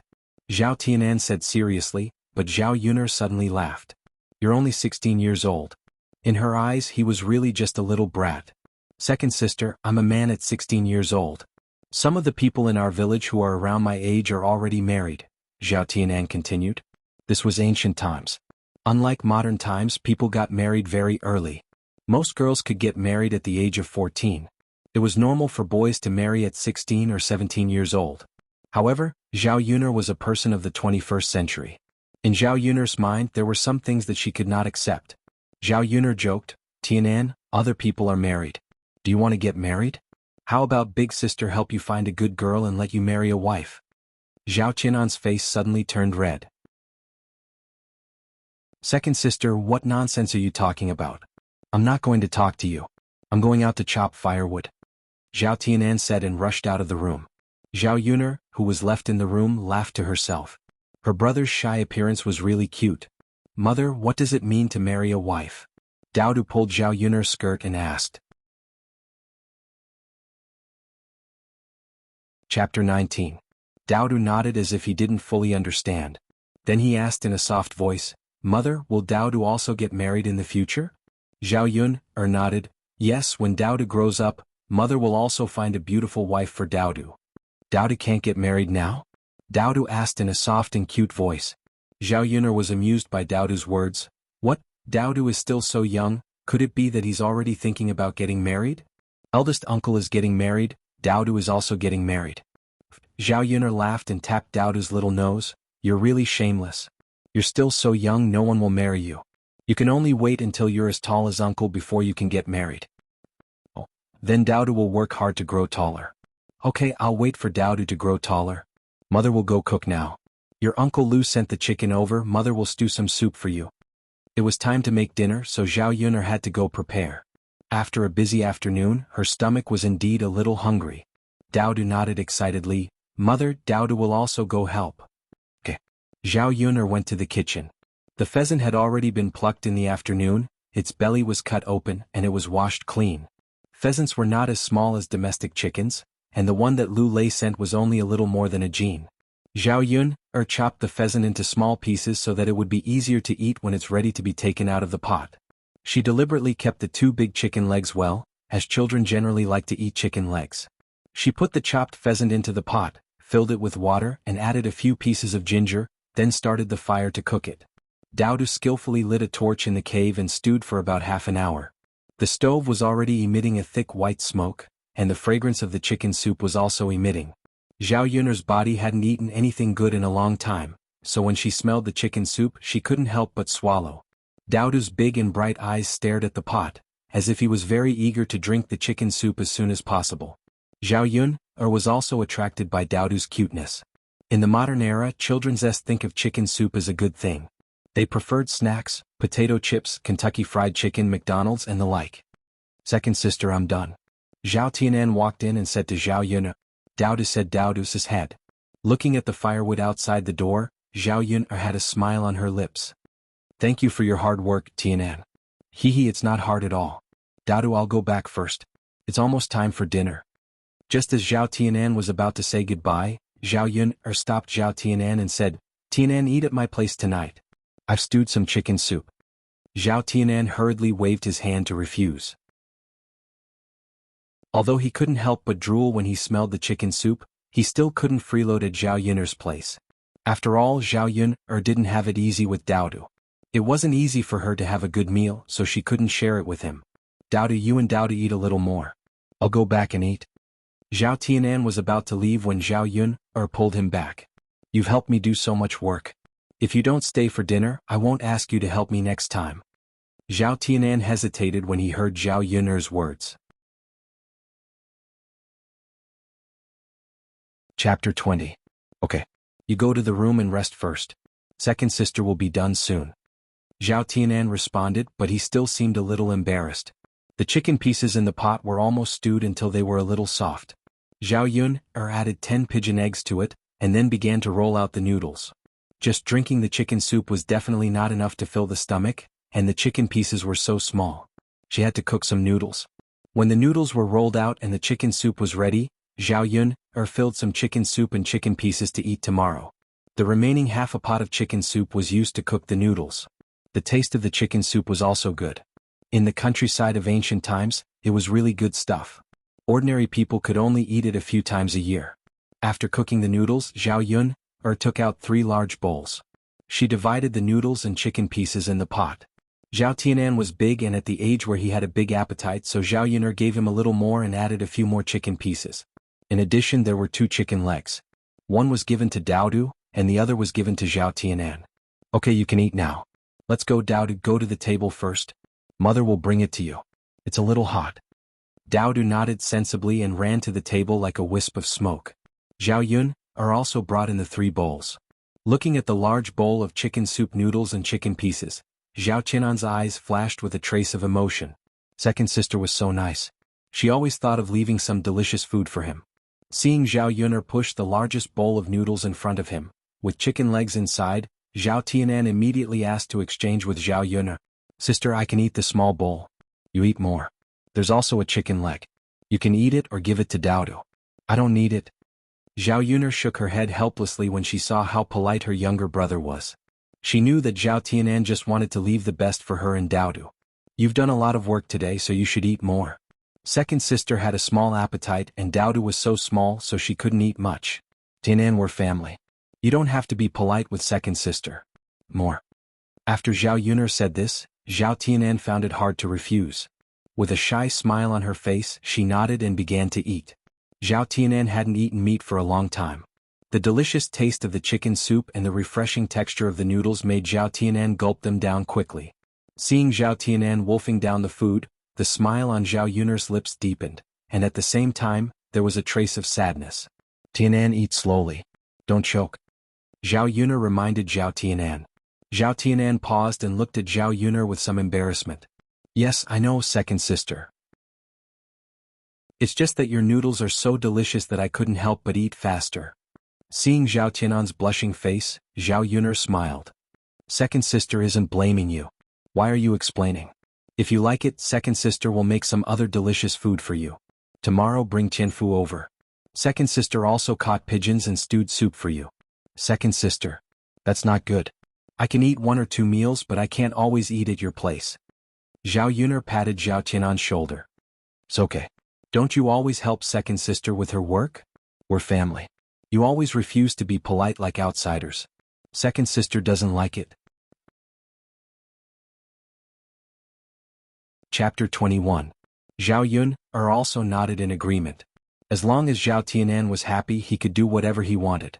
Anyway, even if he didn't agree to Zhao Tianan's request, he would still come over often to help. They were satisfied with the chicken noodle soup. After eating, Zhao Tianan was ready to go back. Zhao Yuner called out to Zhao Tianan. Sister, what's the matter? Is there anything else? Zhao Tianan asked. Zhao Yuner brought out the prepared chicken soup. In addition to some chicken soup, there were some chicken pieces in the bowl. In addition, the 10 pigeon eggs that Zhao Yuner put in were also put in the bowl. Zhao Yuner handed it to Zhao Tianan and said, Tianan, take this back and let Dad and Mom eat it. Zhao Tianan hesitated whether to take it or not. Second sister, you can eat it yourself. You don't have to give it to us, right? It's okay. Second sister has delicious food here. Take it back and let Dad and Mom eat it first. But, no buts. Zhao Yuner stuffed it into Zhao Tianan's hand. Go back quickly. It's almost dark. Zhao Tianan sighed and nodded. Then sister, I'll go back first. Okay. Zhao Tianan trotted home, but before he went back, he first checked the situation at home. Such a good thing, naturally he couldn't take it back in front of his family. Otherwise, his grandmother, aunt, and the other women would directly snatch the chicken soup away. They probably wouldn't even leave a chicken bone for his parents. After Zhao Tianan entered the courtyard, he heard the noise inside. It was his parents, grandmother, and aunt who were quarreling non-stop. Zhao Tianan listened attentively and heard the contents of the quarrel. What Chunhua shouted at the top of her voice, "You two useless guys. You can't even do something well. Mother, isn't Yuner against giving Daodu away? Besides, Daodu is also Yuner's biological son." Liang Jinxiao replied in a low voice, but Hua Chunhua immediately scolded him again. Third daughter-in-law, you're still being stubborn? Don't tell me you still want to keep that little bastard as a disgrace to our old Zhao family for the rest of his life? Mother, that's not it. Isn't Yuner against it? There's no reason for me to snatch it, right? Hua Chunhua glared at Liang Jinxiao, exasperated at his failure to live up to her expectations. You're always talking back. What kind of life are you living? With a mother like you, it's normal for you to give birth to a little b*tch. Liang Jinxiao's face turned green and red. Even though she felt uncomfortable, Hua Chunhua was her mother-in-law, so she couldn't refute her. Zhao Wenhua couldn't help but advise, Mother, don't scold Jinxiao. You know Yuner, this child has a bit of a temper. If you send Daodu away from her, she'll definitely make a fuss. Let's take it slow and persuade her slowly. Hua Chunhua glared at Zhao Wenhua again. Persuade her. Do you think you have so much time to persuade her? By the time you're done persuading her, someone will have already sent the child over. 200 taels of silver. Hua Chunhua couldn't wait to get her hands on the 200 taels of silver. All right. You've just finished eating and you're already quarreling. If you continue to quarrel, get out. Zhao Baoshan, who had been silent all this while, reprimanded them. The whole family was so noisy that he was getting a headache. Chapter 22. Zhao Baoshan took out his tobacco pipe and started smoking. White smoke rose in the room. Zhao Baoshan waved at Zhao Wenhua and Liang Jinxiao and said, Go back to your room and rest. Okay, father. Zhao Wenhua and Liang Jinxiao responded and went out. Seeing that Zhao Baoshan was silent again, Hua Chunhua couldn't help but say, Old man, this is 200 taels of silver. If we get 200 taels of silver, our old Zhao family will be able to buy a lot of land. Our lives will definitely be better in the future. What's wrong with letting me say a few words? Li Chuanying, who was still standing in the room, hurriedly said, Yes, yes. Father, 200 taels of silver is not a small amount. If it's our old Zhao family's grandson, it's fine. But Daodu is a little bastard. We'll be laughed at if we keep him. It's better for us to give him away. Zhao Baoshan paused and glanced at Hua Chunhua and Li Chuanying. Don't think about money all day. Some things should be decided by Yun or herself. Hua Chunhua and Li Chuanying shut their mouths. They knew Zhao Baoshan's temperament and it was useless to say anything more to him. Zhao Wenhua and Liang Jinqiao returned to their own rooms. Old Zhao had a lot of family members and they hadn't split up yet. There were 4 of them in total. Including his unmarried aunt, they could only squeeze into one room. Zhao Tianan leaned against the wall and sneaked into his own room. Seeing that Zhao Tianan had returned, Liang Jinqiao hurriedly asked, Tianan, why are you back so late? Where did you go? Have you eaten? Mother, I've eaten. I ate at second sister's house. Second sister made chicken noodle soup. It's delicious. Alright, second sister also asked me to bring some chicken soup back. Upon hearing the chicken soup, Zhao Ping'er, who was lying in the room, immediately got up. Chicken soup? Where's the chicken soup? Seeing the chicken soup in Zhao Tianan's hands, she hurriedly took it. Give it to me, give it to me. Eldest sister, this is for father and mother, Zhao Tianan mumbled, afraid that Zhao Ping'er would finish it alone. Liang Jinqiao frowned and said, Tianan, it's not easy for your second sister's house to have something good. Why are you still eating and taking? Give it back to your second sister later. Mother, it was second sister who forced it on me. It's a gift, this is a gift, a gift, a gift. We haven't had chicken soups to drink in a long. That's right, father, mother, we haven't had any minced meat in such a long time. She asked Tianan to give it to us, so let's give it to her. Besides, you've always sent her food. Otherwise, that little bastard of hers would have starved to death. Now that she has something good, she naturally wants to send some to us.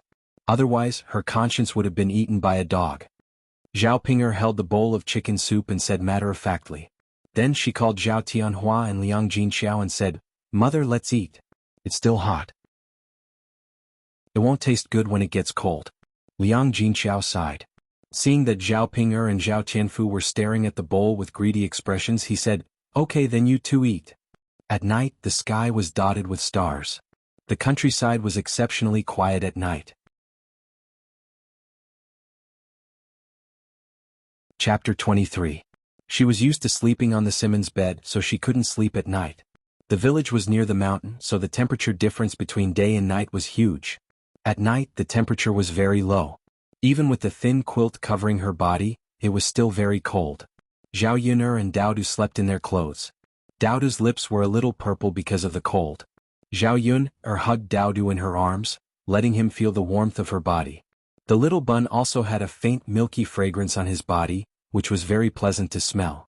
In the middle of the night, Zhao Yun'er was really sleepy and unknowingly fell asleep. The next morning Zhao Yun'er woke up. Today she was going to go up the mountain and rush back for lunch, so she had to go early. Daodu was still sleeping soundly. Zhao Yun'er patted Daodu's little face and gently called out to Daodu, Daodu, mother is going up the mountain. Get up. Daodu rubbed his sleepy eyes and quickly got up. Zhao Yun'er put the things in the basket and prepared them. Then she held Daodu's little hand and walked up the mountain. In the early morning there was still a thin fog on the mountain, and there was a trace of coolness. Zhao Yun'er directly went to the beehive she remembered last time. This time the purpose of going up the mountain was to get the honey. Although there wasn't much honey in a beehive, there were many beehives in the mountain. If she could get a few of them, she would be able to get a lot of honey. Zhao Yun'er took Daodu to the bottom of a beehive. First, she let Daodu hide a little further away so that the bees wouldn't fly over and sting Daodu. Daodu, you stay here and don't move. Nyangqin is going to climb up the tree. Zhao Yun'er warned. Yes, yes, mother. Daodu nodded sensibly. Zhao Yun'er kissed Daodu's little face. Daodu is so obedient. Then she turned and climbed up the tree. Zhao Yun'er tried her best to be as light as possible, so as not to disturb the bees on the tree. Then she took out the tools she prepared. She lit a bunch of grass mixed with soil. This way the grass wouldn't burn but thick smoke would come out. After Zhao Yun'er did all this, she hurriedly climbed down the tree and retreated to Daodu's position. Not long after, the smoke became thicker and thicker. The bees that were originally staying in the beehive seemed to be unable to bear it and slowly began to fly out of the beehive. After all, the beehive, and the beehive, Zhao Yun'er went back up the tree. Then she took out a small knife and cut a small hole in the beehive. Then she took out all the honey from the beehive. Zhao Yun'er didn't completely destroy the beehive. The beehive was where the bees lived. She didn't want to destroy the beehive just to get some honey. In addition, she left the beehive. The bees would come back on their own. After a while, she could continue to get more honey.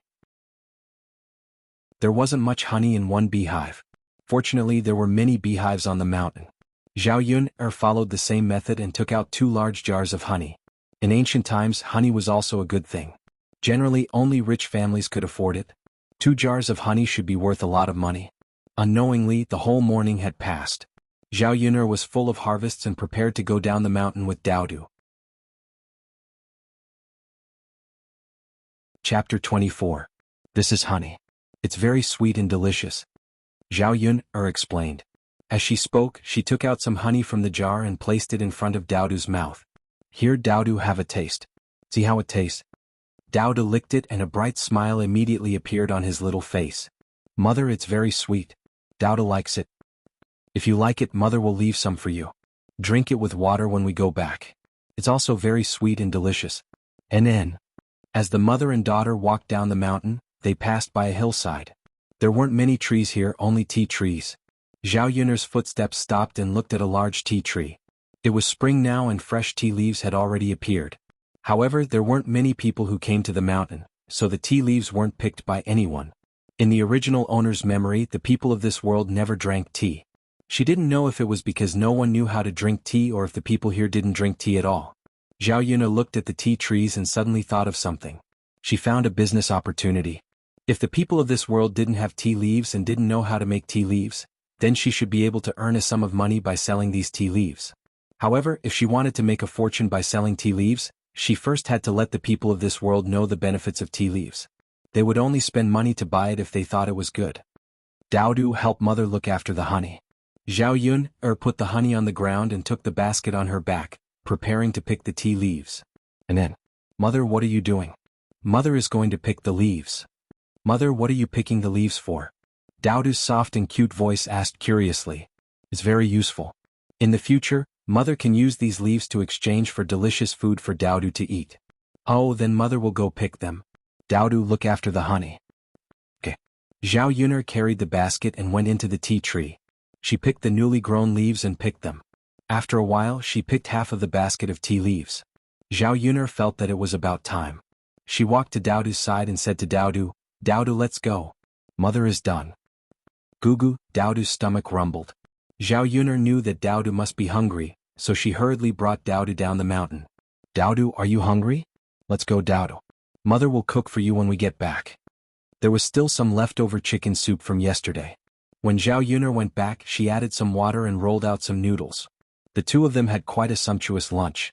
In the afternoon, the sun was just right. Zhao Yun'er took out a large dustpan and put the tea leaves she picked today under the sun to dry. Just as she was free, she saw Aunt Lu from next door come over with a basket in her hand. Aunt Lu and Zhao Yun'er's houses were not far from each other. Aunt Lu would drop by when she had nothing to do and bring some things over from time to time. Yun'er girl. Aunt Lu's warm and affectionate voice could be heard from afar. Zhao Yun'er smiled at Aunt Lu and asked, Aunt Lu, is there anything I can help you with? Aunt Lu smiled and said, I made some shepherd's purse dumplings and brought you a bowl. You and Daodu can have a taste. As she spoke, Auntie Lu lifted the cloth covering the basket. The dumplings inside were steaming hot. Chapter 25. Thank you, Auntie Lu. Zhao Yun'er didn't refuse. She knew that Auntie Lu was sincere in giving them to her and Daodu. Don't mention it. It's just a bowl of dumplings. Auntie Lu smiled brightly. Auntie Lu, come in and sit for a while, Zhao Yun'er said. Auntie Lu nodded with a smile. She had already eaten. Since she had nothing to do, she didn't mind chatting with Zhao Yun'er for a while. After the two of them entered Zhao Yun'er's house, Zhao Yun'er first poured a glass of water for Auntie Lu, then brought over 10 pigeon eggs from the kitchen. Zhao Yun'er was very grateful for Auntie Lu's help over the past few years. Since she had something good now, she had to give some to Auntie Lu. Auntie Lu hurriedly refused, Yun, you should keep these pigeon eggs for yourself and Dowdu. Why are you giving them to Auntie? Auntie Lu, I've taken so many things from you over the past few years. I finally have the chance to give you some, but you're still refusing me? Auntie Lu sighed, then smiled and said, all right, then Auntie will accept them. Yun, you're really a good child. It's just a pity. Zhao Yun, smiled bitterly. She knew what Auntie Lu was referring to. She also silently mourned for the original owner for a while. With the original owner's looks, she would have been able to find a good marriage if she hadn't gotten pregnant out of wedlock. She wouldn't have had such a hard time over the past few years.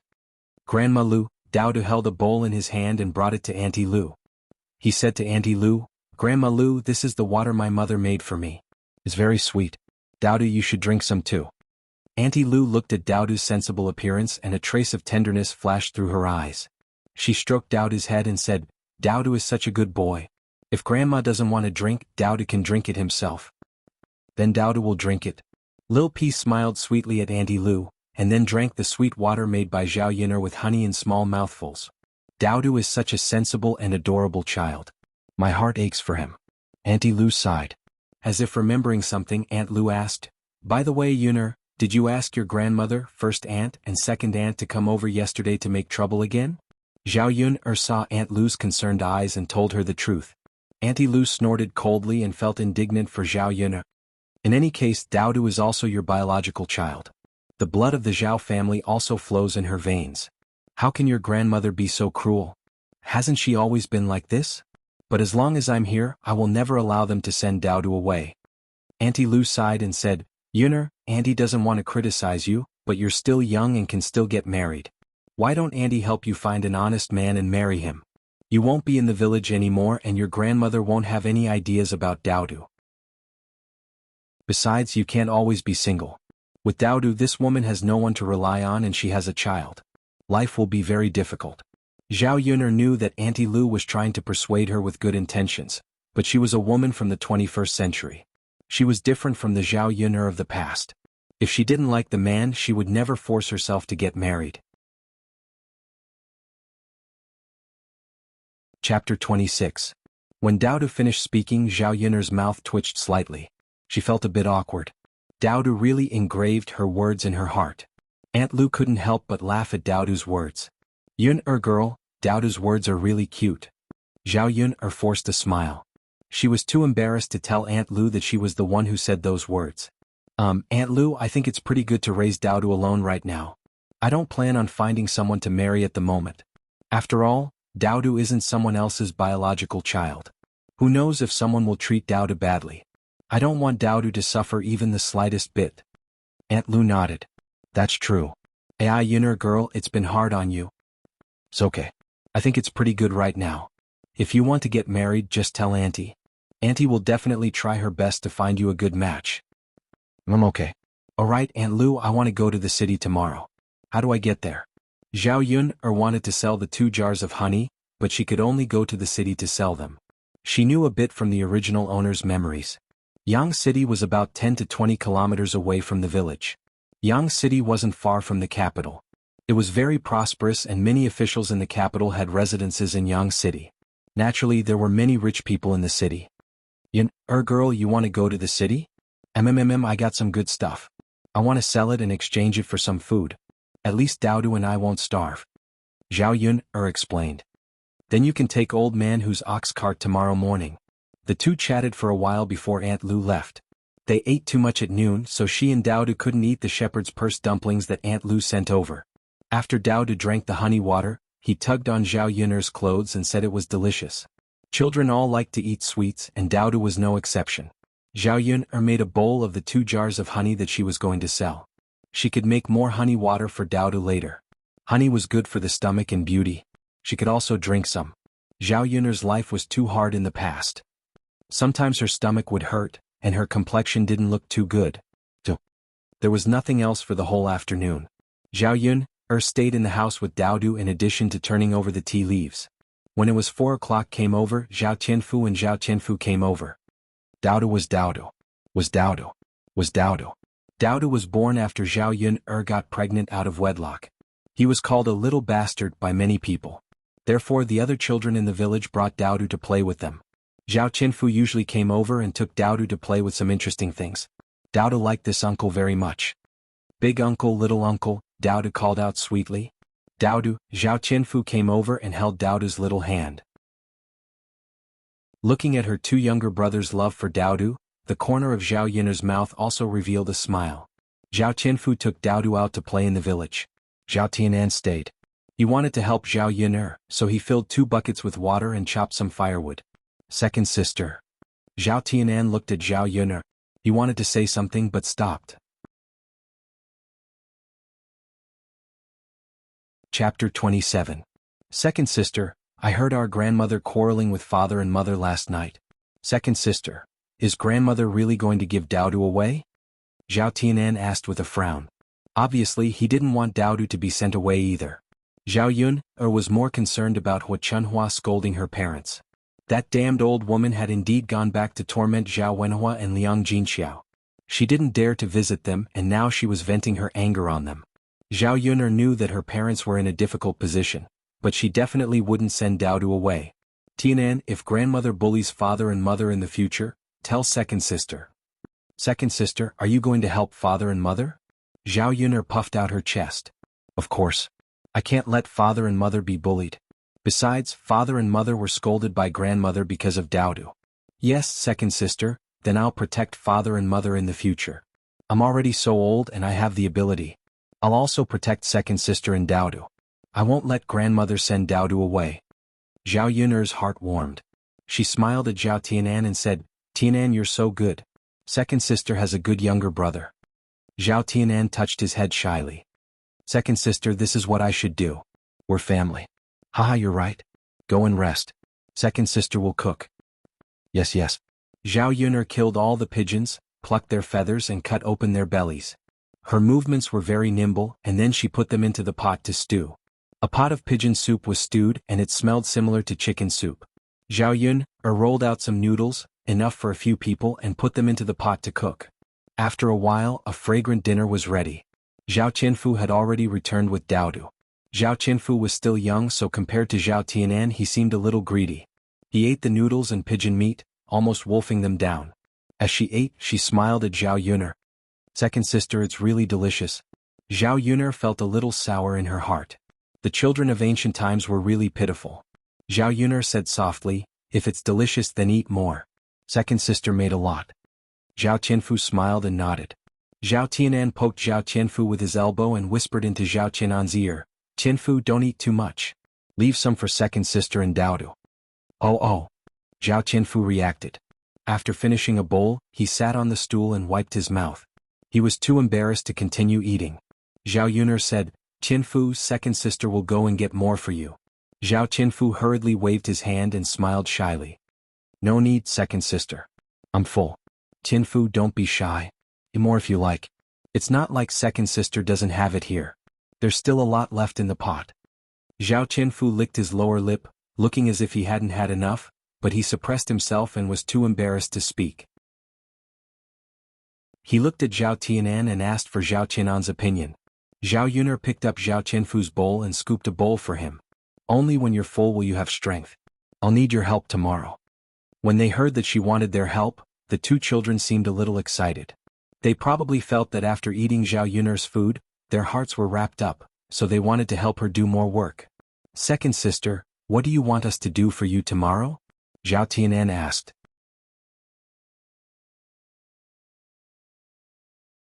Chapter 28. Zhao Yun'er couldn't bring Daodu with her when she went to town tomorrow. However, she was worried about leaving Daodu alone at home. She needed someone to look after Daodu. Sister, of course, Zhao Tianan and Zhao Qinfu said with a smile. Okay, I'll leave Daodu to you. Don't worry, sister. We'll look after Daodu. We won't let Daodu get bullied. Okay. Zhao Tianan and Zhao Qinfu went back after they were full. This time, Zhao Yun'er didn't have much pigeon soup left in the pot, so she didn't send any to her parents. When Zhao Tianan and Zhao Qinfu arrived home, old Zhao's family was just about to have lunch. When he called the two of them over to eat, the two of them ran back to their room. Hua Chunhua asked with some doubts, these two boys are really strange, especially Tianan. He hasn't eaten dinner for the past 2 days. Isn't he hungry? In the past, when it's late, he's faster than anyone to grab food. After Hua Chunhua finished speaking, Zhao Ping'er, who was sitting and eating dinner, snorted coldly. Let's go to that little B*tc Zhao Yun'er's place to eat. The dishes on the table were only a few plates of cabbage and shepherd's purse picked from the ridge in the fields. There was nothing else. There wasn't a trace of oil in the dishes. Just looking at them made one lose their appetite. How could they compare to the taste of the chicken soup she drank last night? What can we eat at her place? Hua Chunhua snorted coldly, seemingly very disdainful. Let alone good food, if that little B*tc could fill her stomach, she would admire it. Zhao Ping'er put down her bowl and chopsticks and said to Hua Chunhua, Grandma, you don't know, right? Zhao Yun'er made chicken soup last night. Tianan had gone to drink chicken soup and eat chicken.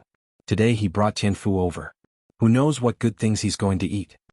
At the mention of the chicken soup, Li Chuanying's eyes suddenly lit up. He licked the corner of his mouth as if he was craving for it.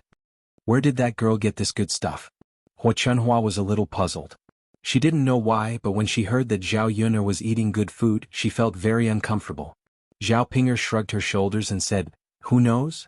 If he didn't steal it, then he must have gotten it through some other means. After Zhao Ping'er finished speaking, Liang Jinxiao glared at her and reprimanded, Ping'er, how could you say that? If you don't want to say it, then don't say it. Zhao Ping'er pouted and poked at the food in her bowl. Tasted so bad. If it weren't for the fact that she was afraid of starving, she really wouldn't be able to eat it. Haha, that girl has grown up. She's learned how to steal things. How can this be? She's going to embarrass our old Zhao family in the future. Hua Chunhua said angrily, as if she had found another reason to look for Zhao Yun'er. Liang Jinxiao hurriedly explained, Mother, don't misunderstand. Don't listen to Ping'er's nonsense. Yun'er didn't do anything sneaky. Yesterday when I went to Yun'er's place, I saw that she went to the mountains to catch pigeons. She even took some pigeon eggs and stewed them with pigeon soup. It's not chicken soup, it's just pigeon soup. Hua Chunhua snorted coldly, that girl has indeed grown up. She even went to the mountains to steal birds' nests. It'll be good if she's eaten by wild beasts. That's enough. Don't you find it annoying to keep chattering? Do you still want to eat? Zhao Baoshan asked impatiently. Chapter 29. Hua Chunhua was afraid that Zhao Baoshan would be unhappy, so she immediately sat down and started eating. Zhao Baoshan didn't say anything. In ancient times, men were everything. Even a woman like Hua Chunhua was extremely obedient to her man. Li Chuanying swallowed her saliva and smiled at Hua Chunhua.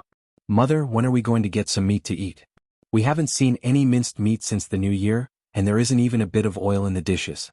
The boys in the family are growing so they can't keep eating these. We should buy some good food to nourish them from time to time. Li Chuanying made it sound nice. She kept talking about her children, but the truth was that she wanted to eat. She was too embarrassed to say it out loud at her age, so she could only use her children as an excuse. Now that old Zhao's family hadn't split up, the money that the family earned was all given to Hua Chunhua. Moreover, they couldn't keep it for themselves. Otherwise, if Hua Chunhua found out about it, she would scold them for a few days and nights. Usually, when they weren't busy with farm work, the men in the family would find some work to do. If they went to town or the city to help, they could earn more than 10 copper coins a day. All of this money had to be given to Hua Chunhua.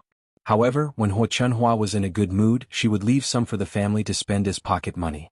Zhao Wenhua worked diligently and earned more money in the hopes that Hua Chunhua would be happy and leave him a few copper coins. In other words, he could use this money to buy some food to help Zhao Yun'er. However, he didn't have a single copper coin in his private savings. Hua Chunhua glared at Li Chuanying. Eat, eat, eat, all you know is to eat. Don't think that I don't know what you're thinking. You're the one who wants to eat and you're dragging the child into it. Not only was Li Chuanying not angry, he even smiled apologetically and said, Mother, you misunderstood. I really didn't do it for myself. I'm just telling the truth. Our old Zhao family isn't that poor.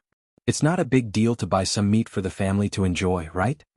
Hua Chunhua still glared at Li Chuanying unhappily. A caddy of meat costs 15 copper coins. If you have the ability to earn it back, I'll buy meat for you. Li Chuanying curled his lips. He didn't say anything, but in his heart he was cursing Li Chuanying. This stingy old woman. If she could earn 15 copper coins, she would buy it herself secretly. Why would she need to buy meat for the family to enjoy? Zhao Ping'er poked the cabbage and said to Hua Chunhua, Grandmother, I think second aunt is right. We haven't eaten meat for months and there's no oil in the vegetables. Zhao Yun'er can eat meat. We can't live worse than her, right? Hua Chunhua was annoyed at the mention of Zhao Yun'er. He felt that Zhao Ping'er's words were also reasonable. Their family's life couldn't be worse than Zhao Yun'er's, so he said, "That's fine. Tomorrow I'll go and weigh a gene of pork back for you to eat." As soon as Hua Chunhua finished speaking, the people at the table were unusually excited. They were looking forward to eating pork tomorrow. The next morning, Zhao Yun'er got up when the sky was still dark. Her eyes were still a little sleepy. She didn't sleep well. Yesterday she entrusted Daodu to her two younger brothers. Zhao Tianan and Zhao Tianfu came over early and also got up before dawn.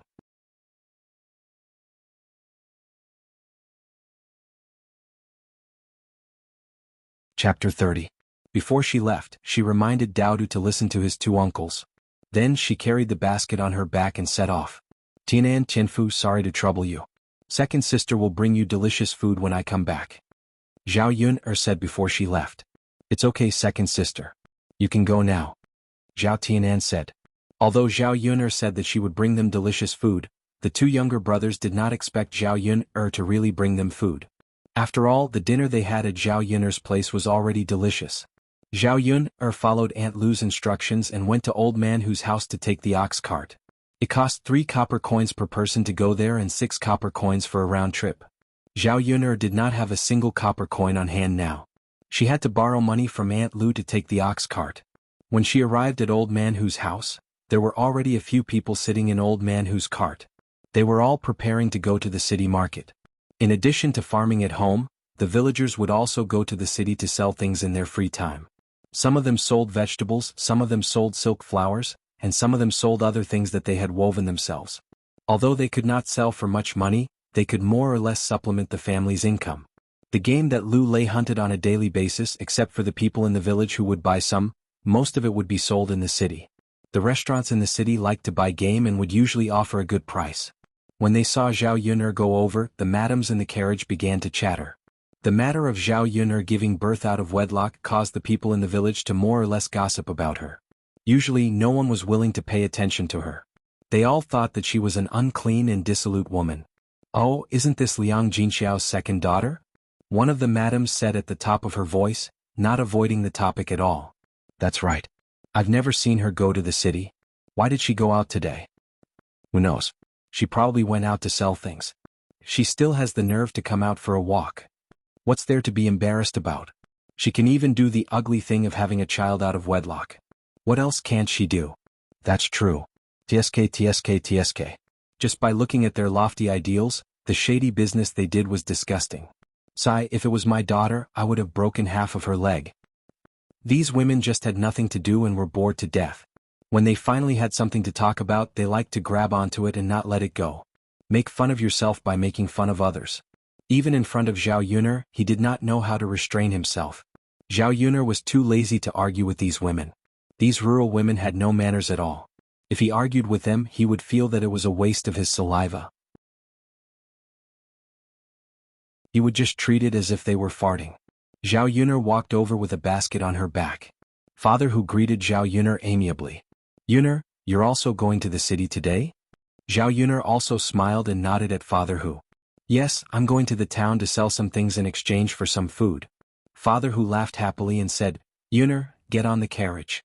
It's still spacious." Zhao Yun'er nodded and got on the ox carriage.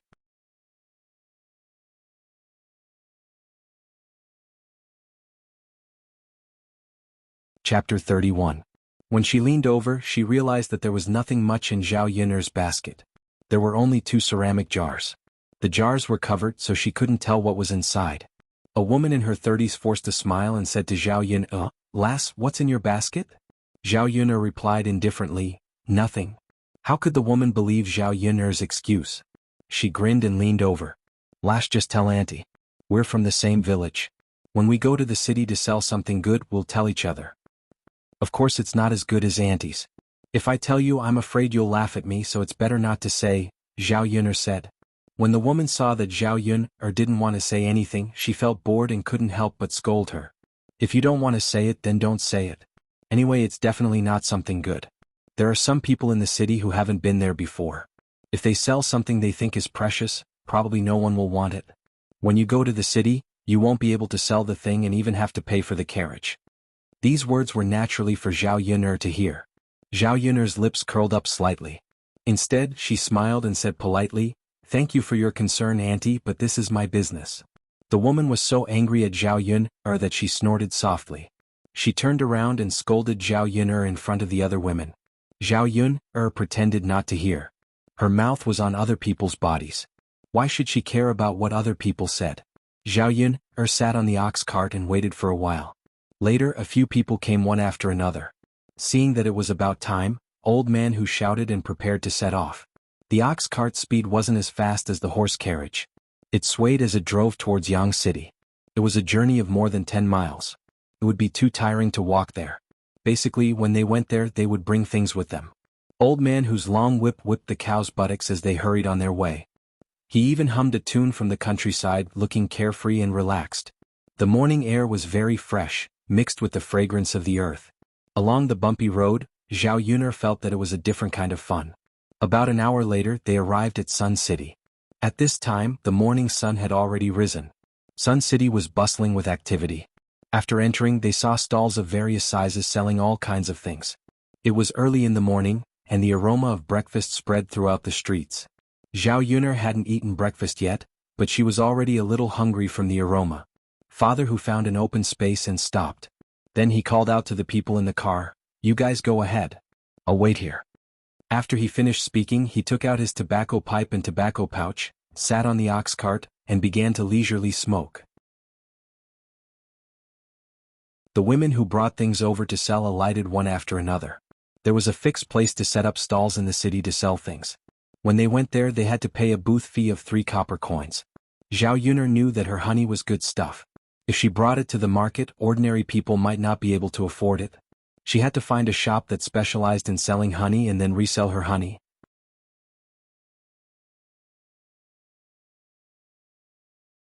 Chapter 32. Zhao Yun'er shook her head and said, "Thank you for your concern, Auntie. I can't sell the things I brought to the market. I have to try my luck elsewhere." "All right then. Yang City is very big. Don't get lost. Remember to come back here." The woman reminded her. Zhao Yun'er nodded. "Thank you, Auntie." With that, she carried the basket on her back and walked on the streets of Yang City. She began to look for a shop that could sell honey.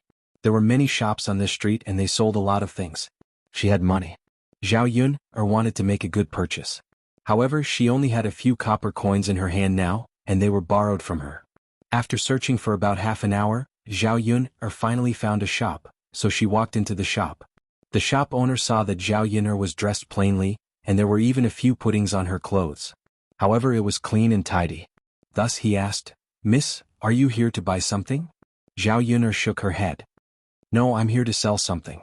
The shop owner was amused by Zhao Yun'er. "I don't lack anything here. I wonder what you want to sell to me?" The shop owner was still polite and did not chase Zhao Yun'er out of the shop. If it were other shops, they would probably be too lazy to listen to Zhao Yun'er's nagging.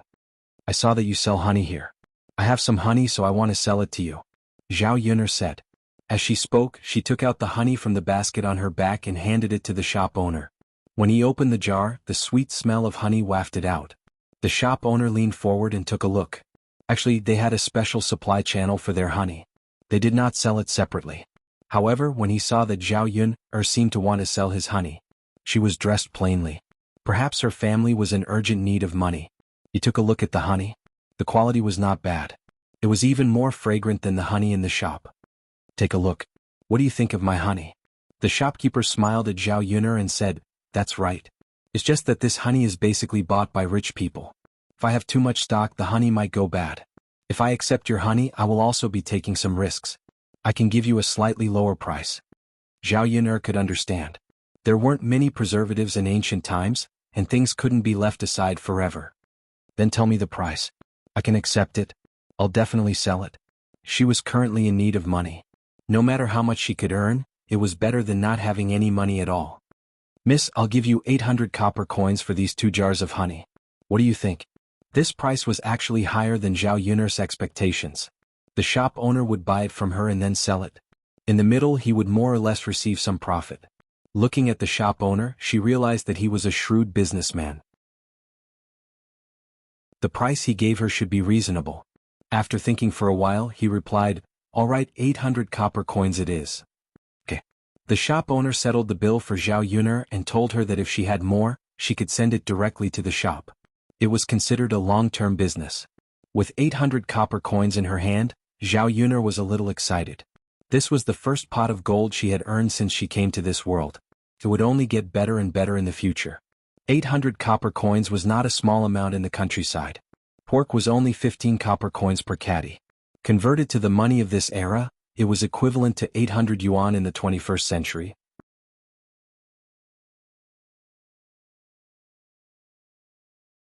Chapter 33. She had to buy more oil, salt, soy sauce, vinegar, and food. She had to be frugal with these 800 copper coins. Zhao Yun went to the market, looked at a few rice shops, and picked one with a relatively good price. In ancient times, there were different types of rice, brown rice and polished rice, and the prices were different.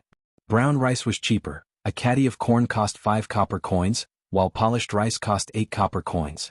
According to the modern market price, food was slightly more expensive. The production of food in ancient times was not as good as in modern times. There were no hybrid rice, and there were no pesticides. The production of food was also much lower. Zhao Yun bought 10 caddies of brown rice and polished rice, and also bought 5 caddies of flour. One caddy cost 7 copper coins and she spent a total of 165 copper coins. The oil tank at home was almost empty, and she bought 5 caddies of rapeseed oil, salt, soy sauce, vinegar, and some white sugar, and she spent a total of 200 copper coins. She spent more than half of the money on a casual purchase. Although Zhao Yuner was a little distressed, she had to buy these things and they were indispensable. She hoped that she and Daodu could live a more refined life. If the money was gone, she could earn more. Zhao Yuner's basket was gradually filled to the brim. Just as she was about to carry the basket and leave the grocery store, she saw an old man shouting, catch the thief, my money bag was stolen." In front of the old man, a young man in his early 20s was holding a money bag, and he was running forward in a panic. The old man looked anxious. The money in the money bag must be very important to him. Zhao Yuner had been a police officer for so many years, and when she saw a thief, she habitually went to catch him. She put the basket in the grocery store and said to the shop owner, "Please help me take care of it, I'll come back to get it later." After saying that, he dashed out. Although Zhao Yuner's body was a little weak, she was still agile, and her light body shuttled through the crowd, and she was still quite fast. Soon she caught the thief. Zhao Yuner grabbed the thief's shoulder and angrily said to the thief, "You dare to steal money in broad daylight, you're really capable. Hurry up and hand over the money bag or else I won't be polite to you." When the thief saw that it was a young lady's house, he wasn't afraid at all. He was a man. Could it be that he couldn't beat a woman? "You stinky woman, why do you care so much? If you don't let me go, I won't be polite to you," the thief warned. As he spoke, he began to resist and wanted to break free from Zhao Yuner. Zhao Yuner had many years of experience in catching thieves, so she was able to easily deal with thieves who wanted to escape from her hands. Seeing that the thief was about to resist, Zhao Yuner twisted the thief's arm, and the sound of a pig howling could be heard. "Ouch, ouch, ouch. You stinking woman, let go of me," the thief shouted. Zhao Yuner's lips curled into a faint smile. "If I want to let you go, it's very simple. Hurry up and hand over the money bag." I'll hand it over, okay?" the thief said. "Give it to me." Zhao Yuner stretched out a hand in front of the thief, indicating that the thief should hand over the money bag to her. The thief pretended to hand it over, but he tried to break free.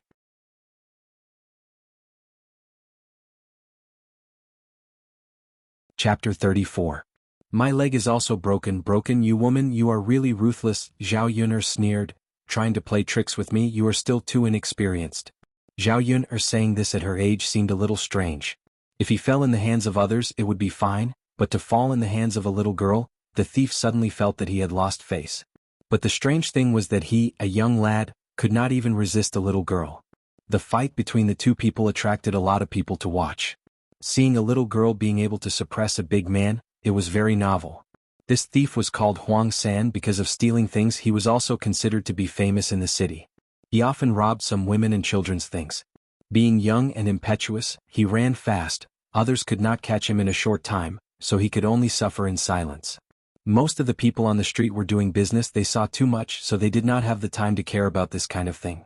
Who would have thought that today a little girl would appear and actually catch Huang San? This little grandson, he usually does a lot of bad things. It's good to catch him. He is so young, he can't do anything well, so he wants to steal things to be a thief. He should be properly taught a lesson doing shameful things. Hit him, hit him. More and more people gathered around, all of them were clapping and cheering for Zhao Yun'er, and started to curse Huang San.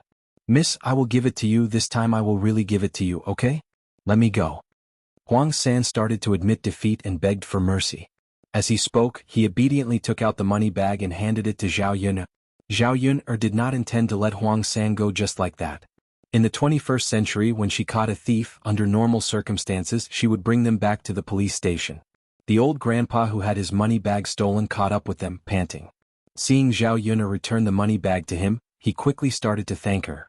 Miss, thank you, you are so kind. You are welcome, old grandpa, I have caught you, how do you want to deal with me? Release him or take him to the authorities? Zhao Yun'er respected the old man's decision. In ancient times, lawsuits were ignored.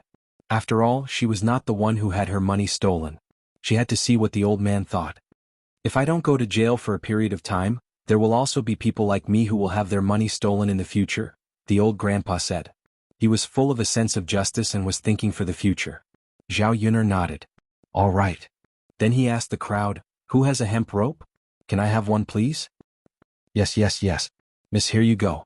As he spoke, someone handed it over to Zhao Yun'er. Zhao Yun'er restrained Huang San's hands and feet. After tying him up, she handed one end of the rope to the old man. Grandpa, I can't accompany you to the yamen.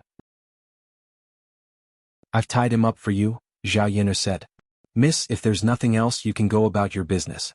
Thank you so much for what happened today. It's nothing. Grandpa, I'm leaving. Just as Zhao Yun'er was about to leave, a carriage galloped over.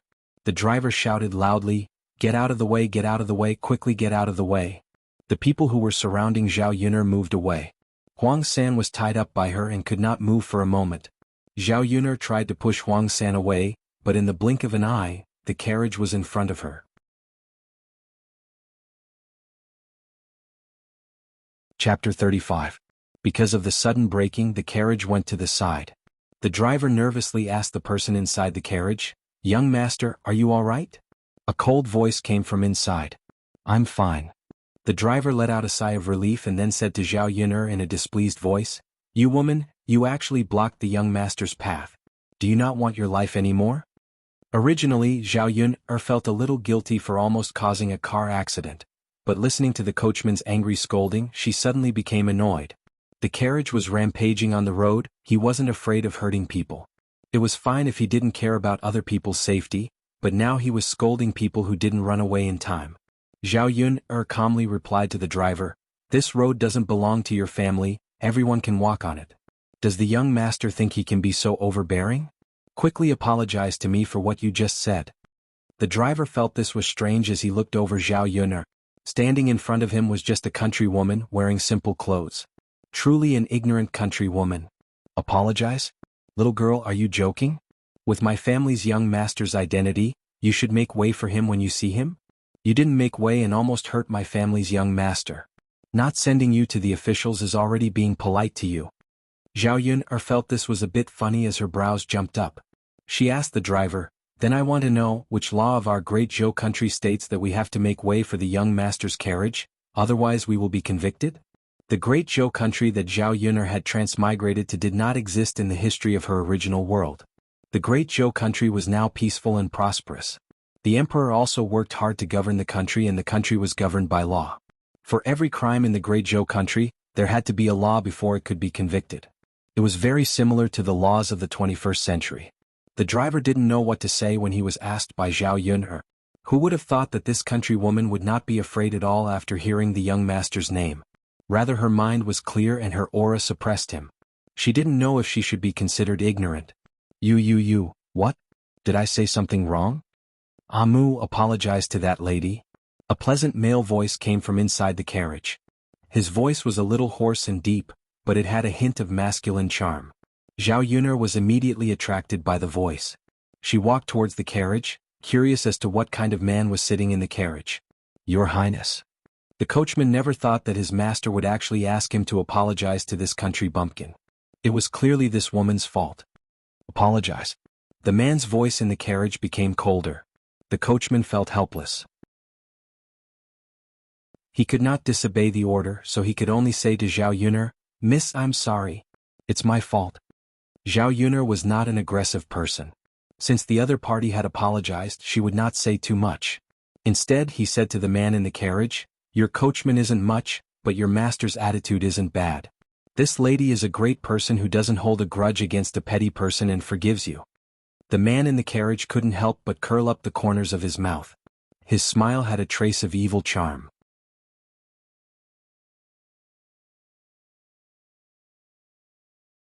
Chapter 36. At the moment when the carriage curtain was lifted, Zhao Yun suddenly stared blankly. The man sitting inside was wearing a purple brocade robe and had a noble temperament. His jet-black hair was tied up high. His skin was bright and clear, and there was a hint of coldness in his eyes. His eyebrows were like swords and his body was like a jade tree.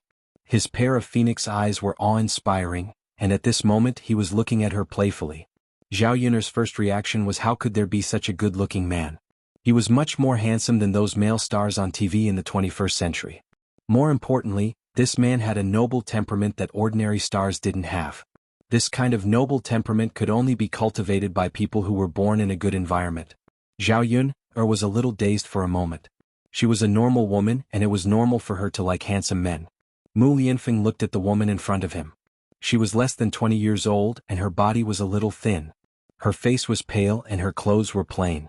It was obvious that she came from a poor family. However, the woman in front of him was very delicate and pretty. Her black and bright eyes were even more lively. In addition, Zhao Yuner's words just now. She was a little different from ordinary girls. Seeing Zhao Yun staring at him, Mu Lianfeng's lips curled up into a smile. "Miss, have you seen enough?" Zhao Yun just realized that she was actually infatuated with a handsome man, and was even teased by him. She couldn't help but feel a little embarrassed. "I've seen enough," Zhao Yun said softly. "Miss, if you haven't seen enough, you can take a closer look." Zhao Yun glared at Mu Lianfeng. Boring. Originally, she had a good impression of this man, but because of Mu Lianfeng's words, it was all gone. Zhao Yun turned around and handed Huang San to the old man, then turned and left. Mu Lianfeng, who was sitting in the carriage, stroked his chin with interest. "Your Highness, don't blame me for talking too much. Look at this country girl. She doesn't know anything and is very rude to you. Why are you so polite?" The coachman couldn't help but ask. "You talk too much." Mu Lianfeng only threw out these two words. Mu Lianfeng couldn't help but feel a little curious when he heard the discussions around him. He asked the coachman to inquire about what had just happened. Looking at Zhao Yuner's weak body walking away, she became even more curious about her because of what Zhao Yuner had done. She was clearly a woman, but she was able to do such a brave thing. "Mu, let's go," Mu Lianfeng said. "All right." The luxurious carriage swayed as it left. Zhao Yun returned to the grocery store and took back her basket. Even the store owner was full of admiration for Zhao Yuner's actions just now. He said to Zhao Yun, "Miss, you're really a good person. You're really amazing." Zhao Yun smiled and said, "It's nothing. When I see thieves, I just don't like them stealing things." At the same time, it was also her professional habit.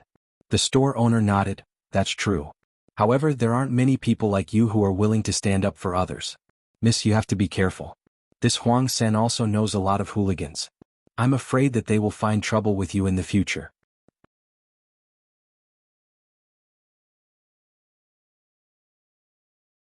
Chapter 37.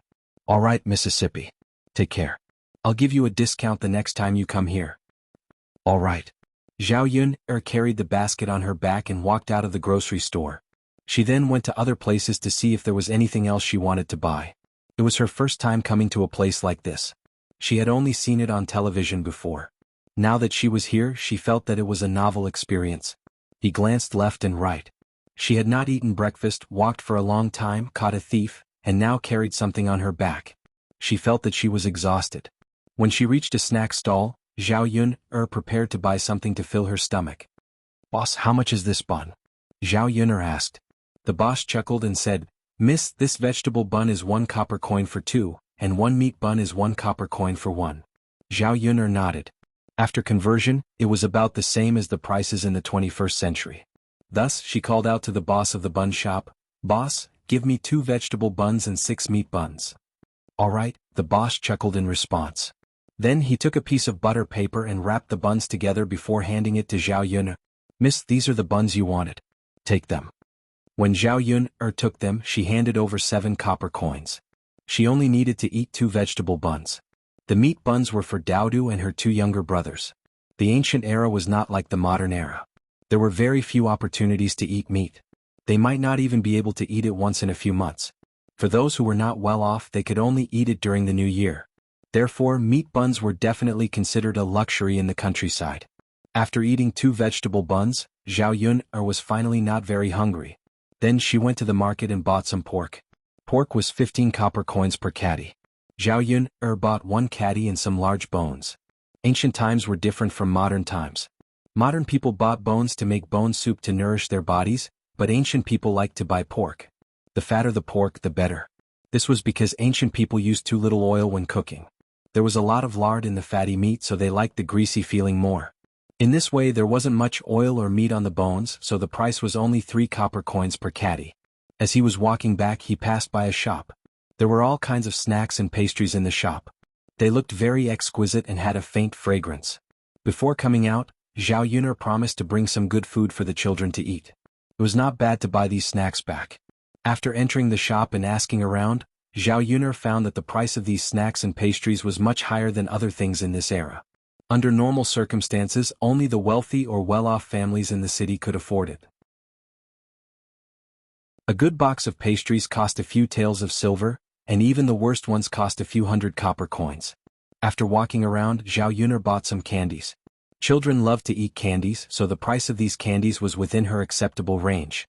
1 catty was 25 copper coins. Zhao Yun asked the shop owner to wrap 1 catty in butter paper and bring it back. After buying everything, she returned to Old Man Hu's place. There were not many people there yet. Old Man Hu smiled kindly at Zhao Yun. Girl, you sold these things so quickly? Yes. Your basket is full. You must have bought a lot of things.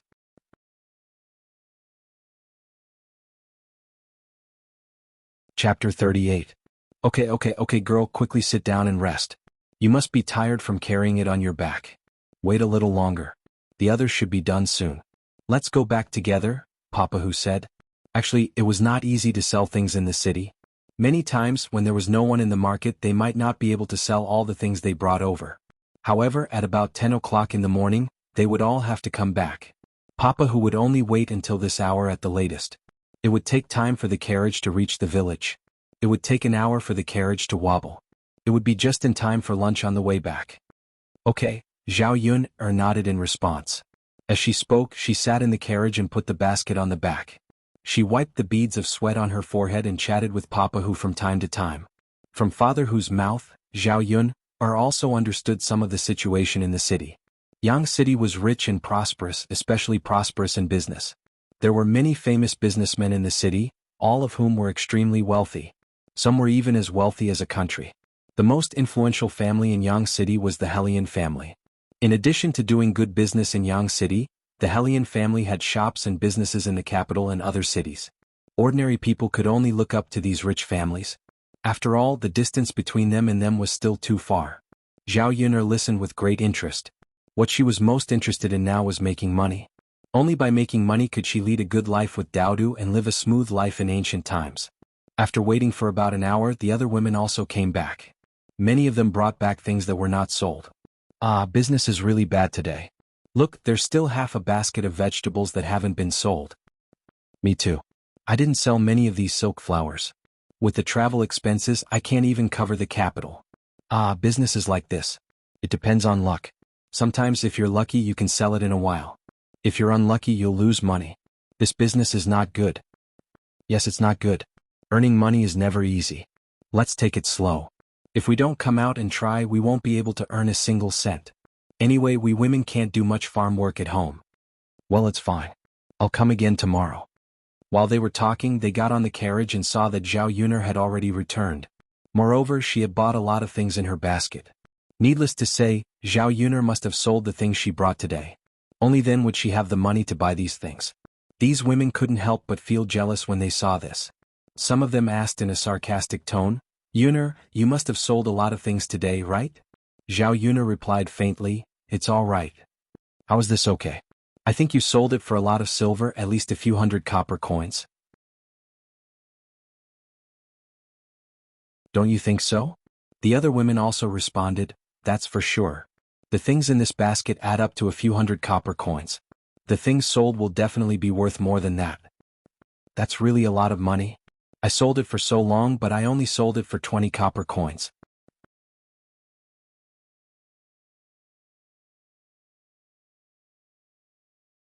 Chapter 39. Yuner girl, just tell us. We are from the same village and should support each other. If you have any good ways to earn money, share it. That's right, Yuner girl. We are also working hard to earn money. If you tell us, we won't have to work so hard in the future. These women chattered as if Zhao Yuner was a stingy person and would let them down if she didn't tell them what she was selling and how she earned money. Zhao Yuner was also very disgusted by these people's righteous attitude. She didn't believe that if they had a good way to earn money, they would tell others so easily. You all want to know? Zhao Yuner curled her lips and a trace of slyness flashed across her eyes. Of course. One by one they began to gather around, wanting to hear what Zhao Yuner had to say. They were afraid that if they missed a word, they would lose a chance to make a fortune. I went to the mountains to get this thing.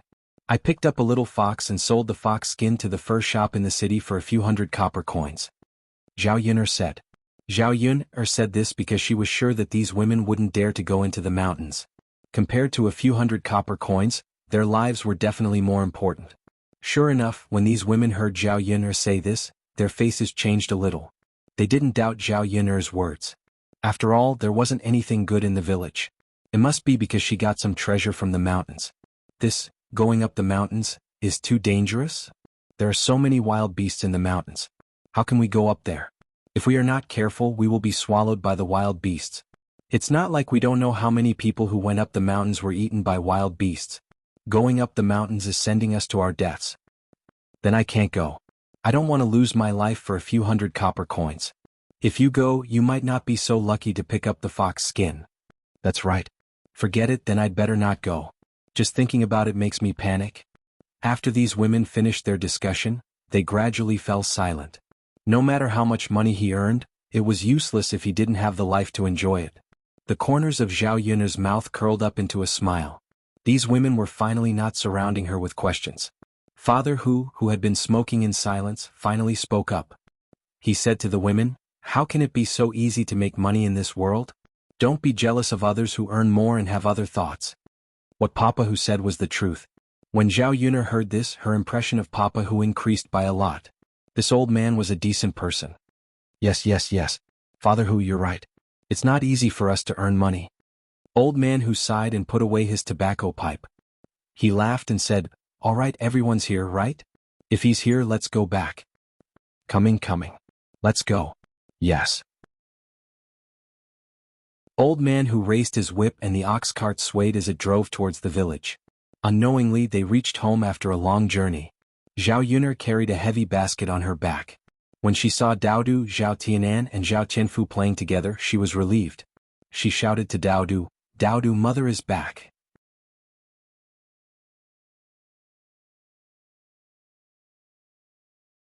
Chapter 40. Mother. The little guy looked very excited, probably because he had never left her side for such a long time. Zhao Yuner patted Daodu's little head and said, let's go, Daodu, go inside. Mother brought you delicious food. Daodu nodded heavily and responded with a soft voice. Zhao Tianan and Zhao Qianfu also entered the room.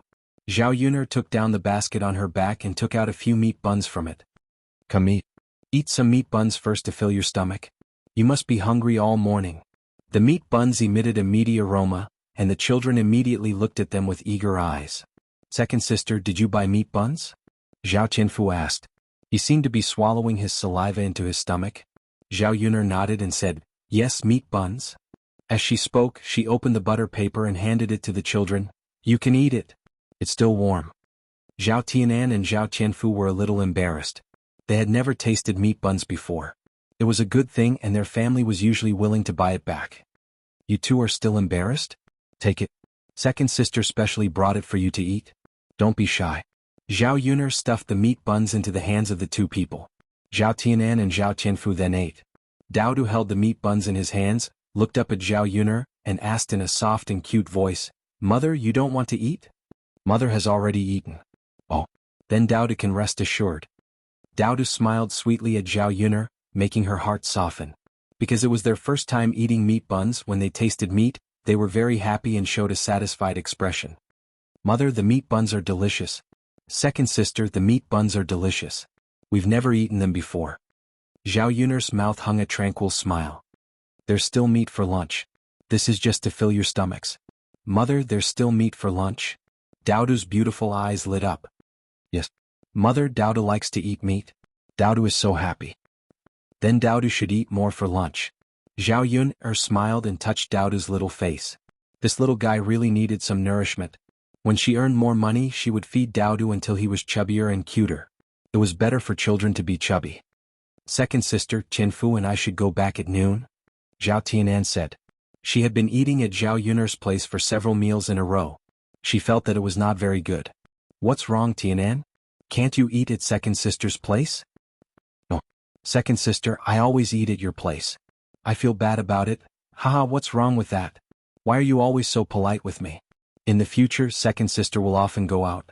Will I be embarrassed to ask you to help me look after Dowdu? Second sister, if you're polite with me, then I won't ask you for help in the future. We're a family, so there's no need to draw such a clear line. Zhao Tianan bit his lower lip. He was convinced by Zhao Yuner. Okay, second sister, then I'll stay and eat. That's right. Not only this time, you can't say such things to me in the future. Zhao Yuner took out the candy from the basket and stuffed some into the children's hands. Then she let them go out to play and come back later. She was going to make lunch.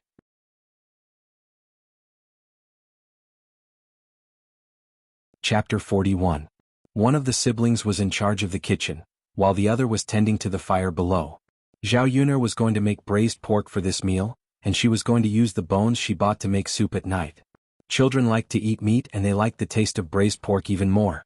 The meat that Zhao Yuner bought had a mixture of fat and lean meat, and was most suitable for braising. First, she washed the meat, cut it into small pieces, put it in a bowl and marinated it with salt, cooking wine and shredded ginger for more than 10 minutes.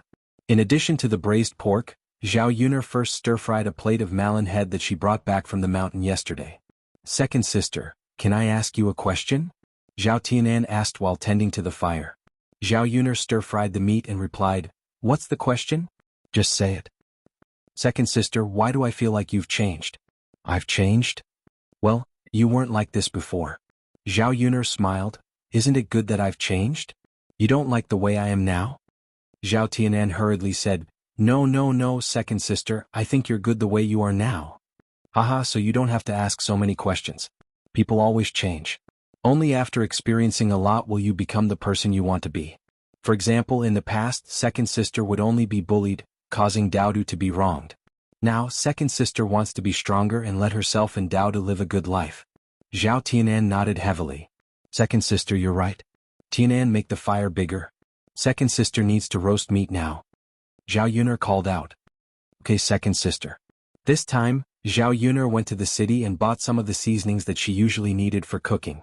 Compared to grain, these things were not expensive. After the oil was heated up, Zhao Yuner put the chopped ginger, garlic and other ingredients into the pot and stir-fried for a while. Then she put in the meat and added some soy sauce and other seasonings. Not long after, the kitchen was filled with the aroma of meat. Zhao Tianan only felt that the aroma of the meat was too alluring. In the past, the roasted meat at home didn't smell like this. The saliva in his mouth kept flowing into his stomach. When the broth in the pot gradually decreased, Zhao Yuner asked Zhao Tianan to reduce the heat and began to collect the broth. The taste of the braised pork she made was praised by everyone as delicious. It was even better than the food cooked by the chefs of the star hotels outside. The steaming rice in the other pot was almost done. Just as she was waiting for Dowdu and Zhao Tianfu to come back for dinner, she saw a 5 or 6-year-old boy running over to Zhao Yuner. He panted and said, Dowdu's mother, Dowdu was beaten up by someone. Hurry over. Zhao Yuner recognized this child. He was the youngest son of the family Zhu next door, Zhu San'er. When Zhao Yuner heard this, her mind went blank for a moment. She hurriedly asked, San'er, where was Dowdu beaten up? Hurry up and take me there. At the paddy field, Zhu San'er said. As he spoke, he stepped forward and led Zhao Yuner. Zhao Yuner ran all the way full of worry. Daodu was still so young. What if he was hurt by other children? Children were not as strong as adults. Even the slightest bump would not be tolerated. Zhao Yuner followed Zhu San'er to the paddy field. She saw Daodu standing at the side and crying. Zhao Qianfu was wrestling with another child. There were other children around, cheering and watching the scene.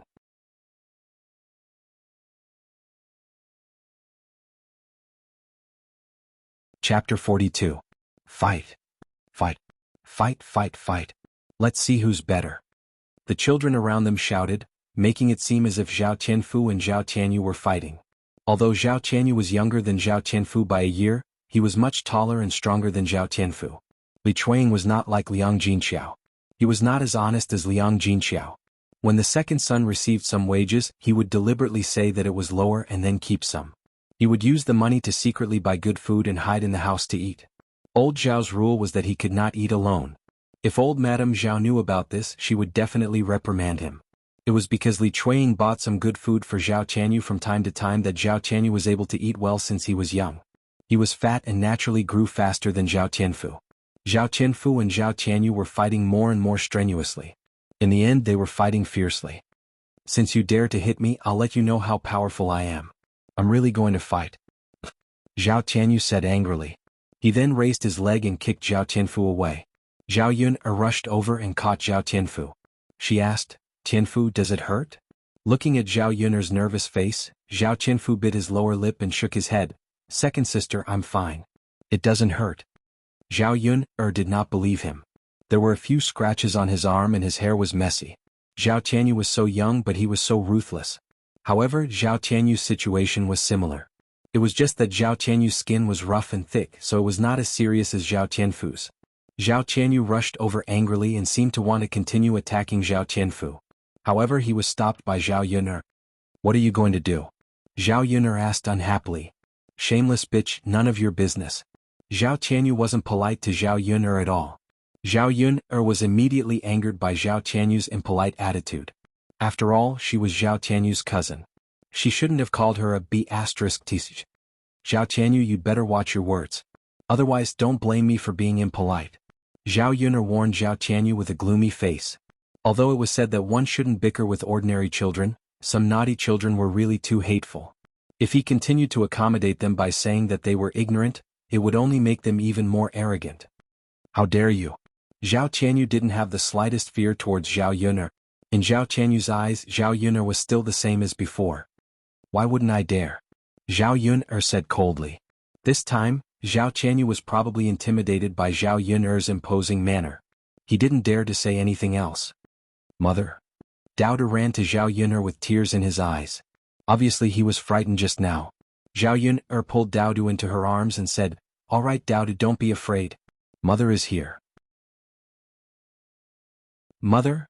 Tianfu, tell me, why did you fight with Zhao Tianyu?" Zhao Tianfu lowered his head. "Sister, it's Zhao Tianyu's fault. He snatched Daodu's candy. I was angry so I fought with him."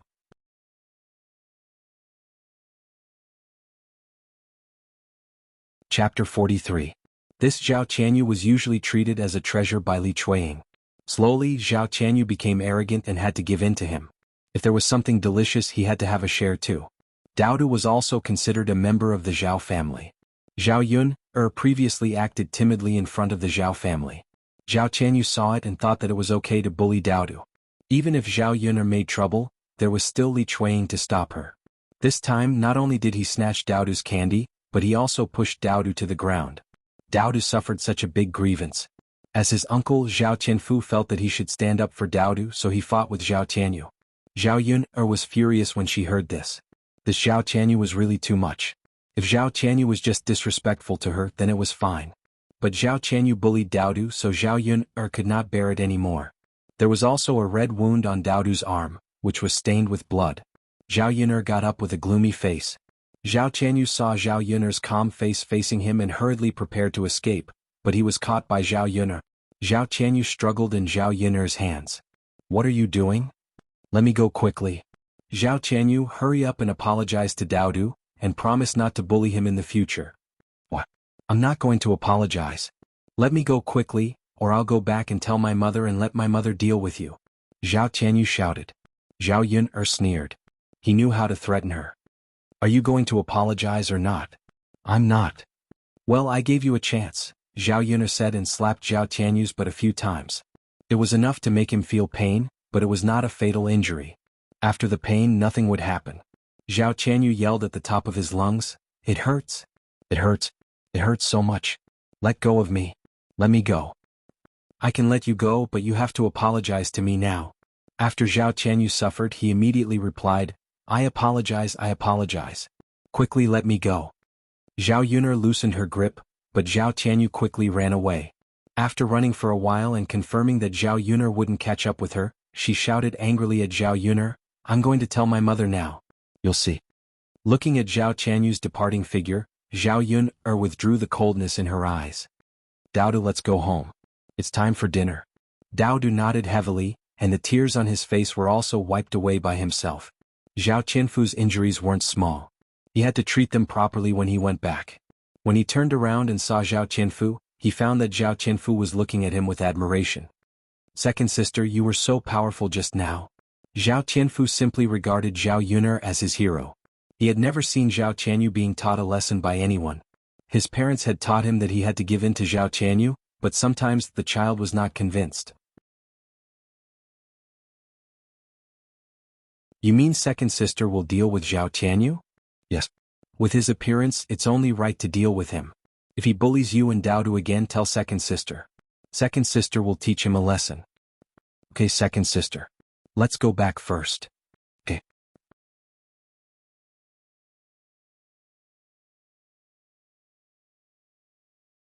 Chapter 44.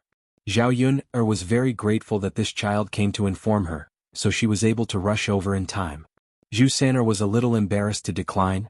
"Daodu's mother, my mother doesn't let me eat at other people's houses casually. Otherwise she will scold me." Some families were more strict in educating their children. Family Zhu's parents were also honest people who didn't like to take advantage of others. They also had the same requirements for their own children. "You're not casually doing this. You did me a big favor, so I have to thank you, right? It's okay, I'll talk to your mother later. How about it? I cooked meat at home today, it's very fragrant." When Zhao Yun'er mentioned meat, Zhu San'er swallowed her saliva. Her eyes revealed that she wanted to eat meat, but when she thought of her mother's words, she shook her head heavily. "Daodu's mother, no, I can't eat it." Zhao Yun'er sighed. In fact, for Zhu San'er to be so obedient, she liked it more. This kind of child was much better than a child who threw their parents' words aside. "Well, San'er, I won't force you to stay and eat with us. How about this, I'll bring you some candy. You can bring it back to eat." Speaking of candy, Zhu San'er's eyes lit up. In the end, children couldn't resist the temptation of candy. Zhao Yun'er went into the house, grabbed a handful and stuffed it into Zhu San'er's hands. At first, Zhu San'er was embarrassed to accept it, but Zhao Yun'er said with a smile, "San'er, don't be polite, just accept it. If you have time in the future, come and play with Daodu more often." Zhu San'er nodded shyly. "Daodu's mother? Then I'll go back." "Good. Go." Seeing Zhu San'er run away, Zhao Yun'er also turned and went into the house. First, she let the children eat. 2 dishes were cooked and the rice in the pot was also cooked. This time she cooked white rice, which the children hadn't eaten for a long time. Ordinary families in the countryside couldn't afford to eat white rice, so they would add something to the brown rice. For example, sweet potatoes, corn, or wild vegetables. Not only could they use less rice, but they could also fill their stomachs. There wasn't much oil in the dishes of ancient times, so people had a big appetite and ate a lot. In ancient times, a family usually had more than a dozen or even dozens of people. Not to mention other things, old Zhao's family had more than 20 people. If they didn't rely on some grains to save some food, they probably wouldn't have enough food to eat. The rice cooked by Zhao Yun'er at noon in the eyes of the children was very fragrant and sweet without having to eat vegetables. "Second sister, the rice smells so good, the meat smells so good too." Zhao Qianfu smelled the aroma and momentarily ignored the pain in his body. "Hurry up and eat.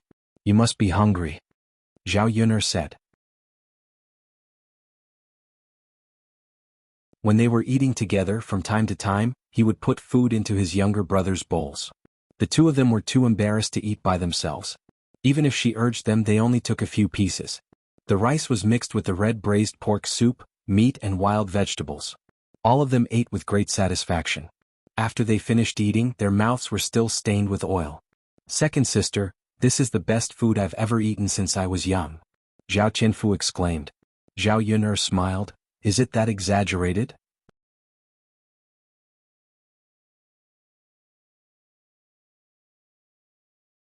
Chapter 45. Zhao Qianfu was telling the truth. Compared with the cooking of old Zhao's family, the braised pork made by Zhao Yun'er was simply the most delicious dish in the world. Therefore, it was not an exaggeration to say that this was the most delicious dish he had eaten in so many years. Zhao Yun'er smiled. Qianfu, you're so good at talking. I've never seen you compliment your second sister like this before. That's because my second sister has changed. The second sister in the past is different from the second sister now, but I like the second sister now, especially the way you're scary. Zhao Yun'er chuckled a few times. She was amused by Zhao Qianfu's words. Alright, let's stop talking now. Have a rest. I'll borrow something to wipe your wound, Zhao Yun'er said. Sure. Zhao Yun'er was seriously injured. Zhao Yun'er was afraid that Zhao Qianfu's wound would be infected and suppurated, so she wanted to use alcohol to clean Zhao Qianfu's wound. However, there was no medicinal alcohol in this era, so she could only use wine as a substitute. Zhao Yun'er didn't have any men in her family, so she didn't have any wine. Old Zhao's family did have some, but she didn't want to go to old Zhao's family to ask for it. She planned to ask Aunt Lu for some wine. She didn't need a lot, just half a cup would be enough. When she arrived at Aunt Lu's house, Aunt Lu's family had already eaten. Seeing Zhao Yun'er coming over, Aunt Lu greeted her warmly. Yun'er, what can I do for you? Zhao Yun'er nodded. Aunt Lu, can I ask for some wine from you? Aunt Lu was struck dumb for a second, then smiled. A man came to your house? So you want to serve him? Looking at Aunt Lu's ambiguous eyes, Zhao Yun'er quickly shook her head. You must be kidding. How is it possible? There's no man in my house. Haha, it's not like that. Then I must be thinking too much. But Yun'er, since you don't want to drink it, why do you want it? Zhao Yun'er explained the situation, and Auntie Lu readily gave her half a glass of wine. When Zhao Yun'er took the towel back, she had just rested and was about to wipe Zhao Tianfu's body when shouts and curses came from outside the house. Zhao Yun'er, you little b****, get out here right now. You better give me an explanation for what happened today. Otherwise you'll get it. If you don't come out, I'll go in myself. Zhao Yun'er frowned in disgust. She didn't need to think to know who it was. Sister. Zhao Qianfu looked at Zhao Yun'er worriedly. He had seen how unreasonable his second aunt could be. He was afraid that Zhao Yun'er would suffer in the hands of Li Chuiying. Don't worry about me. I'll go out and teach them a lesson. Zhao Yun'er said and walked out of the house. The other children followed her. Outside the house, Li Chuiying brought Zhao Tianyu with her, and Hua Chunhua followed behind them. It was obvious that these people were here to denounce him. Seeing Zhao Yun'er coming out, Li Chuiying continued to curse her. You little b****, you finally came out. Come here right now and tell me clearly. Why did you hit my Tianyu? Look at what you've done to my Tianyu. How can you be so cruel? Zhao Yun'er sneered. Looking at Li Chuiying's aggressive appearance, she wasn't scared at all. She was just a crazy woman in the countryside. You're tuning in to the Han Li's Wuxia Adventures YouTube channel. We're so grateful for your support, and don't forget to subscribe to join us on this incredible journey through captivating stories. Your generosity through donations truly makes a world of difference, as it's the primary source of revenue that allows me to expand and enhance this channel for you. Thank you from the bottom of my heart for being a part of this adventure.